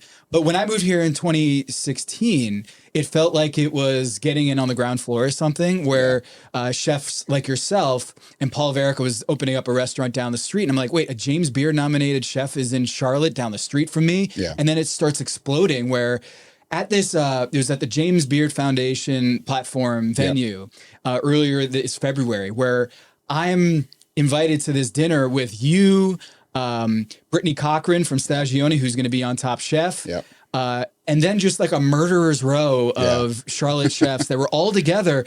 And I was taken back by how like the camaraderie amongst you guys. Yeah. It was like you guys were best friends, and it was like you guys really were pulling for each other. You had a speech beforehand, kind of as the leader of the pack, so to speak. And you said something that I've always been wondering, which is, what is Charlotte's signature dish? Yeah. And you said a line that has stuck with me ever since, which was, Charlotte doesn't have a signature dish, we have a signature style. Yeah. And I've always been searching for that, like, holy grail of what is Charlotte's iconic dish that we're going to be known for here in this town. And you have a different spin on that. So me as an eater and as a Top Chef guy, I have always been wondering, like, do you need a signature dish in this town, or are we just thinking about this the wrong way? Well, so Charlotte is a new city, right? I mean, compared to when you talk about old cities that have signature dishes, you think about shrimp and grits in Charleston, you think about gumbo in New Orleans, you think about, pizza or hot dogs in New York, you think about deep dish in Chicago or wherever. We're a new city. Yeah, we're about 40. We've been around for a long time, with the mech deck thing. Like, we declared independence before America did. But as a city, we've been around for 40 or 50 years. And we're still a transplant city. I like to tell folks that I was born and raised here, and there was 5 of us that met at First Presbyterian Uptown for coffee every Tuesday to have a unicorn club. But I don't think we have a signature dish, and I think it's fine. I think it's fine. I think we have a signature style, and that is that every chef who cares about food in Charlotte, from neighborhood spots up to a Michelin-starred spot at counter, is buying from the same farms, and we are buying from the same people who grow the same food. We're just treating it differently. Whether it's a simple bowl of greens at Goodyear House or whatever Sam Hart's going to come up with next at counter, and everyone in between. And that's our style. Like, we all root for each other. We all buy from the same farms. We all root for our farms. And that's who we are. And I think that is more exciting than going to every restaurant and having the same dish. Yes. You go down to, I love Charleston. Fried chicken, right? Exactly. I love Charleston, but I mean, how many times do you need to eat shrimp and grits in a weekend? Yeah. And I think that if you come to Charlotte, there are people doing some really cool stuff with the same ingredients. You can have, it's almost like a food competition show. Yeah. It's like, you can have here's the ingredients. Yeah. You can make a dish. Yeah. You can have carrots like 18 different ways and 18 different dishes. And they don't taste the same, but they all came from Barbie, or they all came from Small City, or from wherever. So that's cool to me. That's way more exciting than just a signature dish. What is the hardest TV show that you've been a part of? Like, how many people have those gems on their wrists? I've done 6 now. Can you rattle them off for me? Yeah. So Chopped, I've done twice because I won the first time and they invited me back. I didn't win the second time. It was not a good showing. And then it wasn't the worst showing. I'll get to that in a minute. Bobby Flay, where I beat Bobby with a chicken and rice stew. So super simple and homey and comforting and delicious. Super Chef Grudge Match, Alex versus America, Guys Grocery Games. So I've done 6 appearances, 5 shows. Guys Grocery Games is the hardest. Hands down. Now, you went head to head against Tristan Epps, who won Top Chef last year. Yeah. Who also was at Johnson & Wales, Charlotte, and reps Charlotte. Big fan of the city of Charlotte. And he has been on the show, on the pod. And as I'm prepping for this, I hadn't put 2 and 2 together, because by the time you were on that show, Top Chef with Tristan didn't happen yet. So now retrospectively, I'm like, oh, you were on Guys Grocery Games, and not only were you on it, you're against now a Top Chef icon. Yeah. So the Guys Grocery Games was for Food Network champions, and whoever won that got to go on his all-star Tournament of Champions thing. So Tristan didn't win either. Me and Tristan went against each other head to head, first round. Britt won that show, and she went on to place in the final 4 in that all-star Tournament of Champions. and now it's like a huge deal out in Idaho or something. So, Why it's was it the cool. hardest? It's cool. It's the hardest because it is nuts. It is crazy. Like all the other ones, you're in a smaller studio space and they're set up like, you have stoves and ovens and everything, and you have a small pantry to shop from. This is a legitimate grocery store. Like next time you go to the grocery store, I don't care where you shop, Publix, Harris Teeter, Food Line, wherever, something bigger than Aldi. Next time you go to the grocery store, imagine having to run through that entire store and then run to a station and cook something in 20 minutes. Because it's legitimately a grocery store show. And I mean, they built a grocery store out of a giant like studio a supermarket space. sweep, but at the end of that, You have to cook. you have to cook. Yeah. And you don't get to explore the aisles prior to the show. Oh, that's mean. So they walk you through in 5 minutes, and I hope I don't get in trouble for saying all this. You have 5 minutes to walk through the store with a producer, and they're like, this is where this is, this is where this is, this is where this is. And they tell you, if we point something out, pay attention. It might come up later. Here's the peanut sauce over here. But it's legitimately 5 minutes to walk through. Here's meat, here's produce, here's whatever. And when they reveal the game and Guy says 3, 2, 1, go, it's legit it does not stop and get your stuff together, like think through everything. It's 3, 2, 1, go. And you've got your shopping cart and you are just what they didn't show you on the TV on the show is the first 4 minutes of me just scrambling, trying to find the ingredients that I wanted, and then grabbing the wrong cheese and Guy coming over and being like, "Chef, that's vegan cheese." And I was like, "Oh no." And so I had to run back and grab the right cheese. And then, I go grab some plates that I wanted to use and got back and was like, "Well, these aren't going to work at all." And then I had to go back and grab more plates. So it was like, oh no. Yeah. I mean, 4, 5, 6 minutes into the round, I was like, this is not, I'm done. Like, And there's no second chance. This is it. This is it. Right. This is like, all right, cut. Now let's do this again. Yeah. No. And I mean, I will say that the producers on that show and Guy himself are the nicest people in the world. They don't want you to fail. And Guy gives a pep talk to everybody beforehand. Like, we want to make you look good. That's why you're here. Like, we want you to succeed. We want to make you look good. We're not going to try to sabotage you. It's just hard.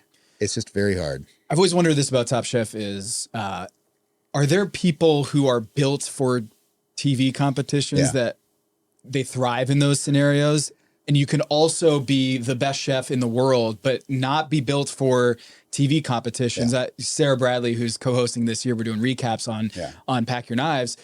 She loves food competitions. Yeah. Like, she lives for that. Like, she has an amazing restaurant at the Freight House in Paducah, but she's obsessed with being on these food competition shows. So do you get your blood going? Like, has it always been something you wanted to do? What's like super interesting is, and I like to tell young cooks this, that like chefs, restaurant chefs aren't really artists. Like, restaurant chefs are crafts people. You think about like an artist paints a painting once and they're done. They might like have prints, but they've already painted it, right? Yeah. A craftsman makes a table or a chair and then has to make that same exact chair 1,000 times to sell it. And that is what a restaurant chef is. You craft something once, but then you have to repeat it 1,000 times over the course of a week or two, however busy you are. And it has to taste the same. It has to look the same every single time. TV and TV competition like allows chefs to be artists in a very competitive way. You have to be able to think quick. You have to be nimble, but you're only creating something once. Like, you're never cooking it again. It's just done within the confines of whatever game you're playing. And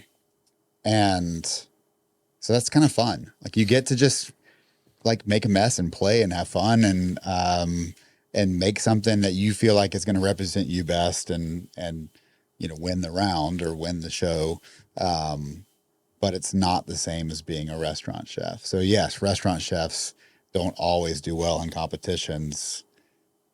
Competition chefs can sometimes not do well in restaurants. That's right. Yeah. But it is it is fun. It's like a sport that you get to compete in every now and then. I've argued that Top Chef is a sport. It's it's an endurance, mentally, physically. I think it's a marathon. Just in talking with Brittany about her experiences, and she didn't give anything away.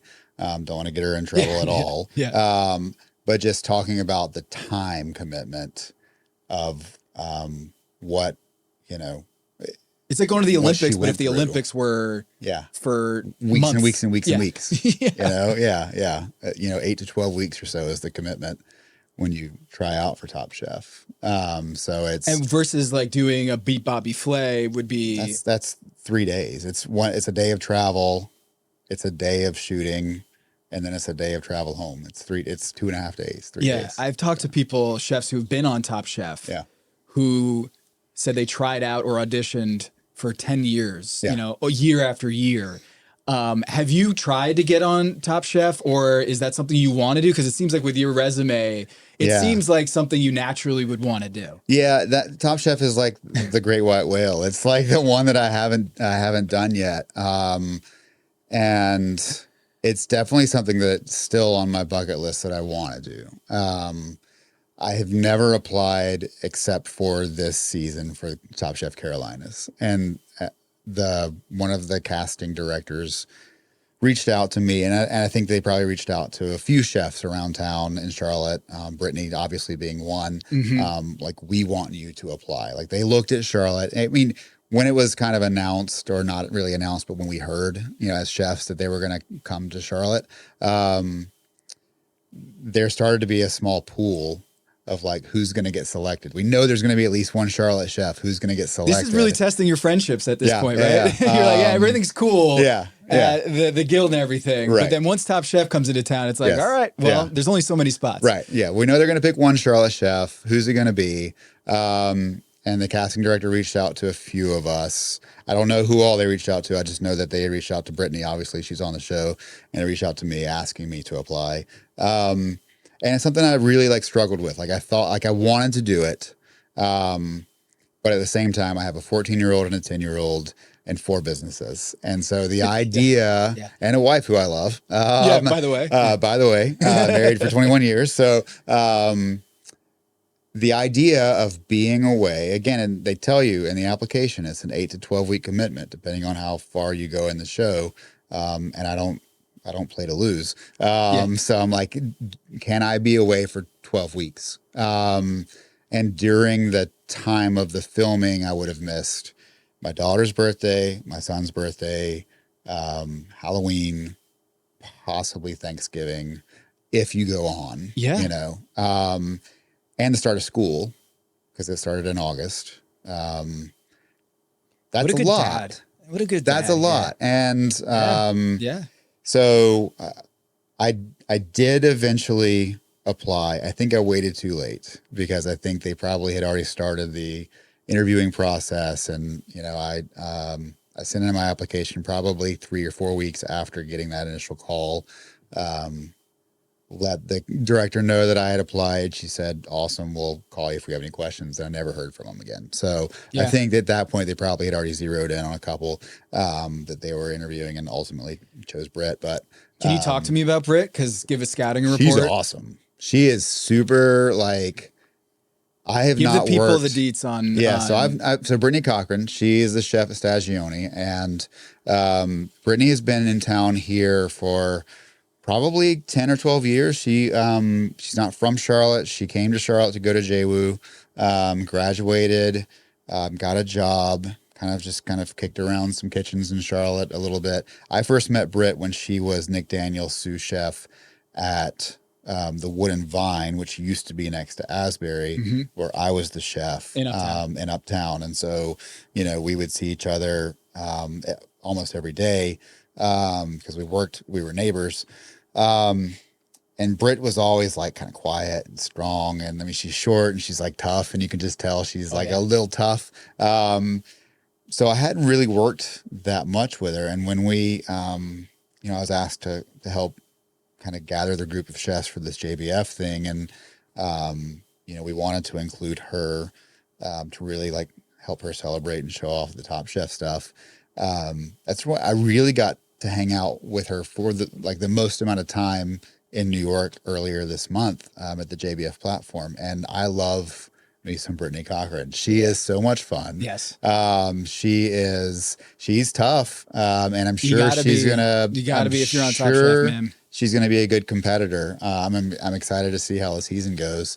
But she kind of flies under the radar. She's like a super talented chef. And she's gotten a few accolades here and there in Charlotte over the last 10 years. But I anticipate Top Chef helping to rise her star even more in Charlotte. And I'm so happy for that because she's awesome.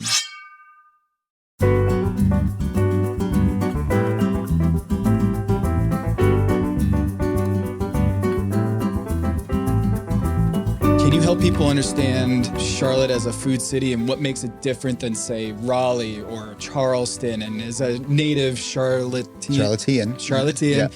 Yeah. Or charlatan, Charlatan, that's a funny one. People are like, what? What?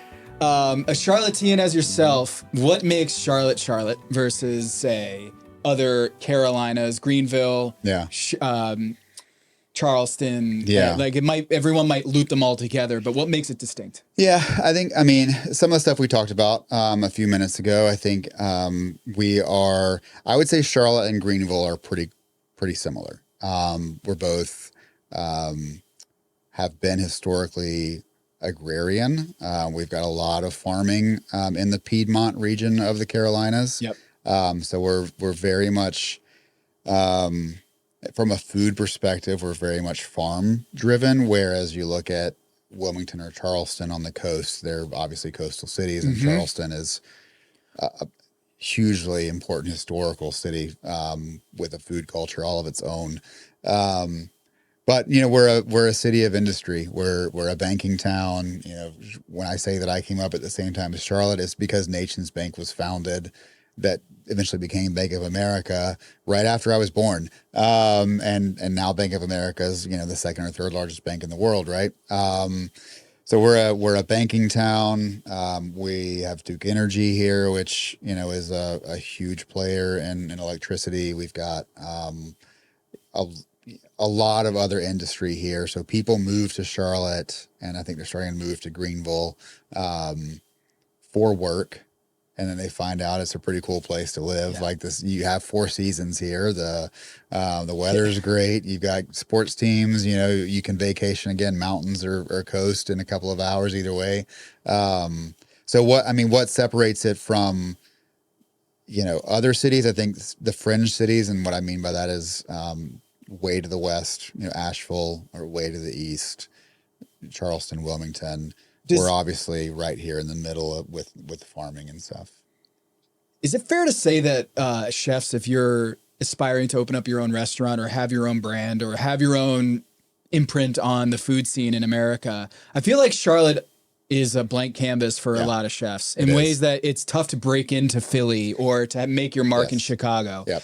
And as much as I don't want it to seem like we're not grown up here in Charlotte, isn't that an attractive thing for a rising chef around America? Being like, oh, I can open up a restaurant in Charlotte and feel like I can make a name for myself. We're growing up.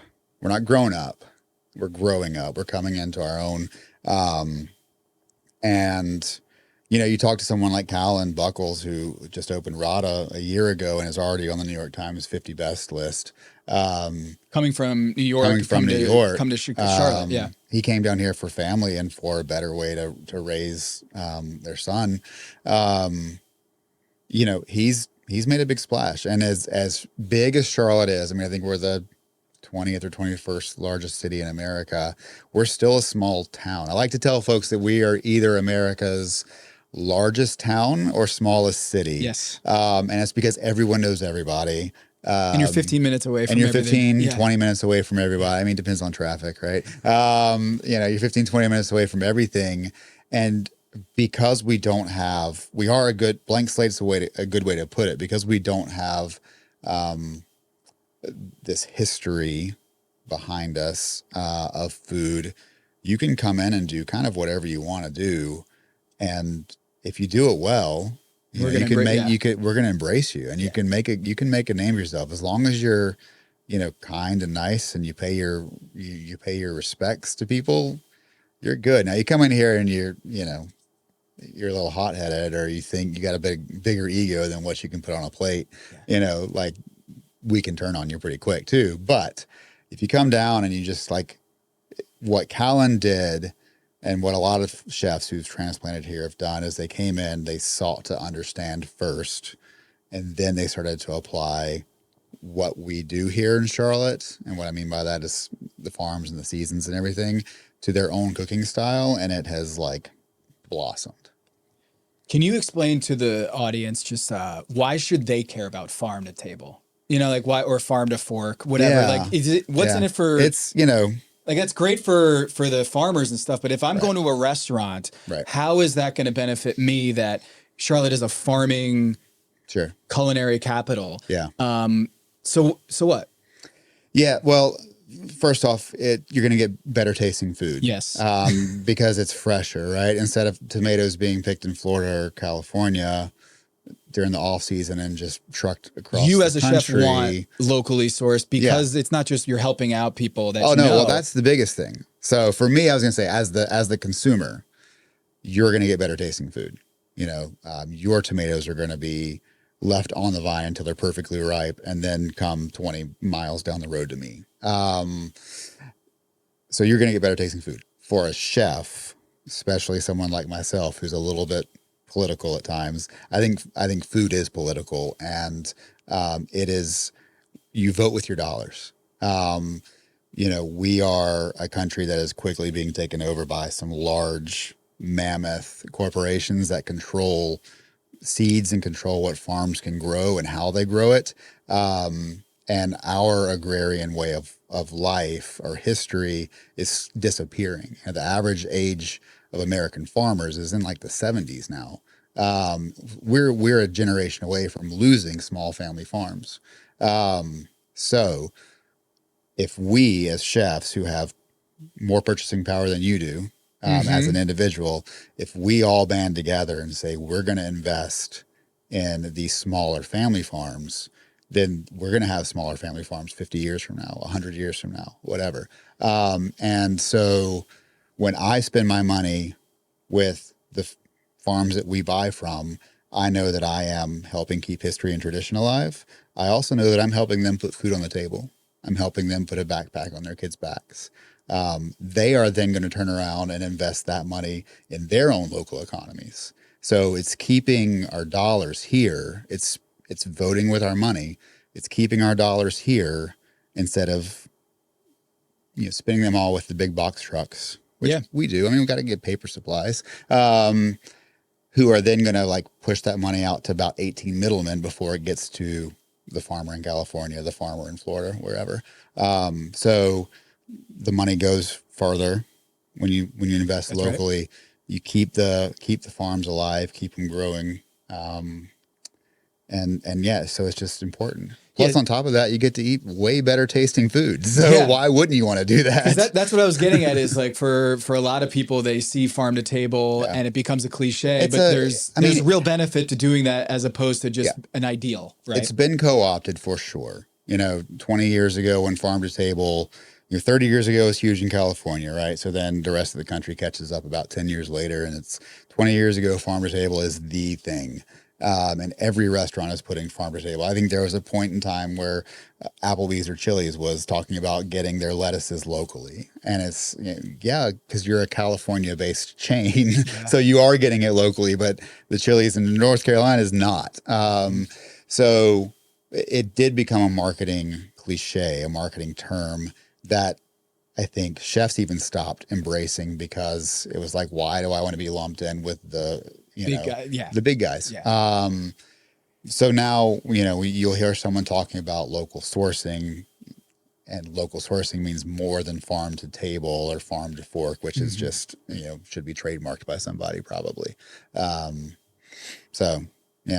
my political soapbox. The Goodyear House. Yeah. Isn't that also a nod to farming?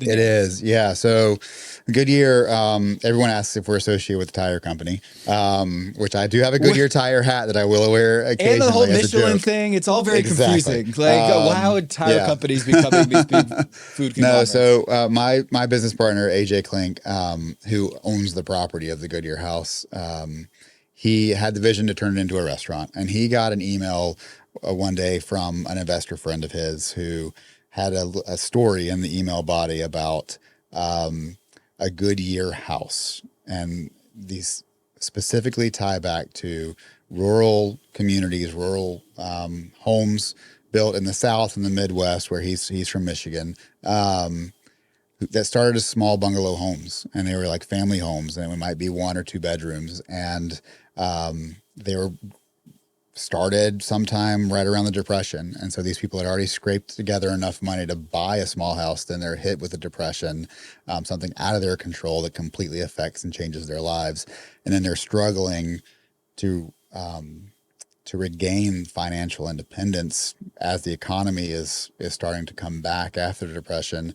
But they're really reliant on good years. They're really reliant on sun and soil and rain to bring the crops in so that they can sell them and they can have a good year. And so if you drive through the South and the Midwest, you can see evidence of people that had good years because they started as small homes and they would add on a home, add on a room here, add on a room there, and eventually would grow into a 3 or 4 bedroom house where the floors are different, the roof lines are different, and you can see these around Charlotte. Yep. And so he loved that idea as a metaphor for the NODA community and for Charlotte as a whole, that, we are reliant on things outside of our control sometimes. But when we have a good year, it is smart to invest in ourselves, in our home. And so that Charlotte has had some good years. Charlotte has had some bad years. But when we have good years, let's celebrate. Let's open the doors. Let's have a party. Let's have our friends over in the backyard. And that's kind of what Goodyear House is.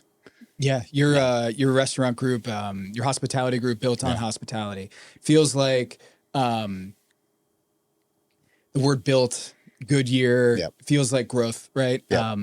Charlotte does seem like a growth opportunity for like I am, and Brittany and Callan were all examples of people who came after you. You built this, you and the other chefs and the people of Charlotte, native to Charlotte.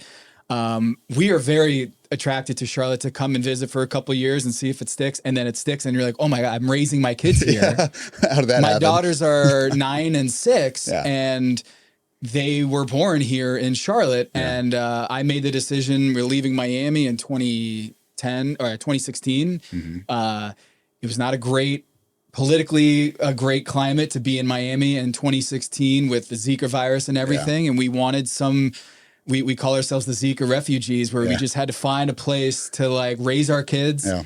And Charlotte checked off a lot of boxes and we didn't know what to expect, right? Yeah. I went to college down the road an hour away and like a lot of people were in Charlotte and having great lives. And we were like, hey, let's go check this out. And then 10 years later, here we are. Yeah. So we're building on these good years that we're having. And it just feels like a real growth city. And when you go on these shows and you watch Top Chef, it feels like it's all still cresting in ways that is exciting. Yeah, I hope so. I mean, that's, we all, Charlotteans and new Charlotteans, I think we all want the city to show off well any chance it can get, right? Because that just is going to mean more growth and better times ahead. I think that Charlotte isn't done. Again, it's growing up. It's not grown up yet, but we're getting there. Yeah. So that JBF event was really cool for you. I mean, awesome. In New York City. Fun. Yeah. So I've been invited to cook at the house twice. This is the first time I've been invited to cook at Platform. I gotta say, no offense to the hallowed James Beard house, the Platform puts it to shame. Like the kitchen there is stunning. What makes a stunning kitchen? You've been in some kitchens before. The space, and I mean the house is cool. It's old, obviously. It was a residence. It was James Beard's actual house. He lived there, and they turned it into a commercial kitchen after he passed away, and the foundation was founded. but trying to wedge a commercial kitchen into an old house. Listen, I've done it at Goodyear House. It can be challenging. And this is a brand new state of the art space built in the middle of Pier 52 food hall there. It's a little jewel box, like it's beautiful. It's stainless everywhere. The glass, where people in the market can kind of see into the kitchen. So it was a cool space to kind of work in for a couple days. Yeah. Sure. You've done it all, man. So I appreciate you stopping by and taping this as kind of like the gateway into Charlotte. And Cool. we're heading into Top Chef. And thanks for introducing people and helping introduce people to Charlotte. I feel like of course. people listening to this, you got to come to Charlotte. Yeah. You got to come down, and it's an awesome place to visit, and it's an awesome place to live. And I think the Four Seasons, like not literally the capital F, Four Seasons, but it does, in a culinary sense, it does produce some really exciting plates, it's one thing that I always struggle with sometimes with the seasonal menus is just, I have this amazing fish dish or amazing cabbage dish. And then 2 months later, it's a different dish, but that's part of the game. That's part, and I mean, as a chef, that's exciting, right? And yes, we could I used tomatoes as an example earlier. I can get tomatoes year round, Sure. But there is nothing like a peak mid-June to end of September tomato. Like it is, I think, God's greatest gift ever to earth. I love a summer tomato, and there's a bit of, there's anticipation all through spring. And then we get here and it's the tomato. I mean, you come to Goodyear House or one of our restaurants in the summertime, you're going to have 4 different tomato dishes on the menu.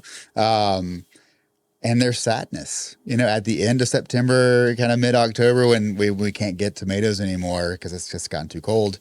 There's sadness that it goes away. But then you get to thinking, you're like, wow, we're only 5 months away from tomato season. Right. Like it's going to be great. It's going to be great. Packing up your Christmas lights. Yeah, it's and you do that for every single ingredient that you love, and it becomes it's food the way it's meant to be. It's something that should be it's a life cycle, right? Revered and something that should be respected and celebrated when it's in season. There's a reason why asparagus is only on my menu for about 5 weeks, because that's about the only time we can get it here in Charlotte. It's just. And sorry, this is becoming the farming podcast, but that is Charlotte, right? Yeah, but that is Charlotte. That is what you want to get the message about, is that if you come to Charlotte and you eat the food, it's gonna be locally sourced, and you're gonna taste the time and place. Time and place. That's the best way to kind of sum it all up, is time and place, and and that's represented on, again, almost every menu in town, and it's just exciting. It's fun. Well, if you and your family are okay with it, I'm going to personally vouch for Chris Coleman to be on Top Chef in the future. So we're going to make you to get that white whale one of these days. But I think for all the listeners and watching this show, they probably recognize you, and now we're like, wait, that's the same guy. That's the guy. That's the guy that beat Bobby Flay. Yeah. And so, if you get a chance, make sure you catch Chris Coleman on those shows, and also come down to Charlotte and go check out your restaurants. If you want to give a last shout out to the restaurants or the... Sure, yeah. So Built on Hospitality is the name of the group. You can follow us on Instagram or go to our site. But we have the Goodyear House, Old Town Kitchen and Cocktails in Rock Hill, South Carolina, Folia, which is like a coffee and cocktails cafe in South End, and then right next to Goodyear we have Chiefs, which started as a cocktail bar. It's so cozy. We added coffee there as well, and it's great. And we got some exciting stuff planned for later this year too. So I'm going to NOTA tomorrow, and I can't wait. There is a restaurant called Haberdish, and I just as a PSA. I don't have any involvement. Tom Haberstroh is not part of Haberdish. I get that question a lot. So before you ask, no, I don't, but it's awesome food there too. So NOTA, North Davidson Street, the NOTA end of town has some of my favorite spots, including Goodyear House and Chiefs. So appreciate it. Chris Coleman, thanks so much for stopping by, and we'll talk soon. Yeah, appreciate awesome. it. Thanks.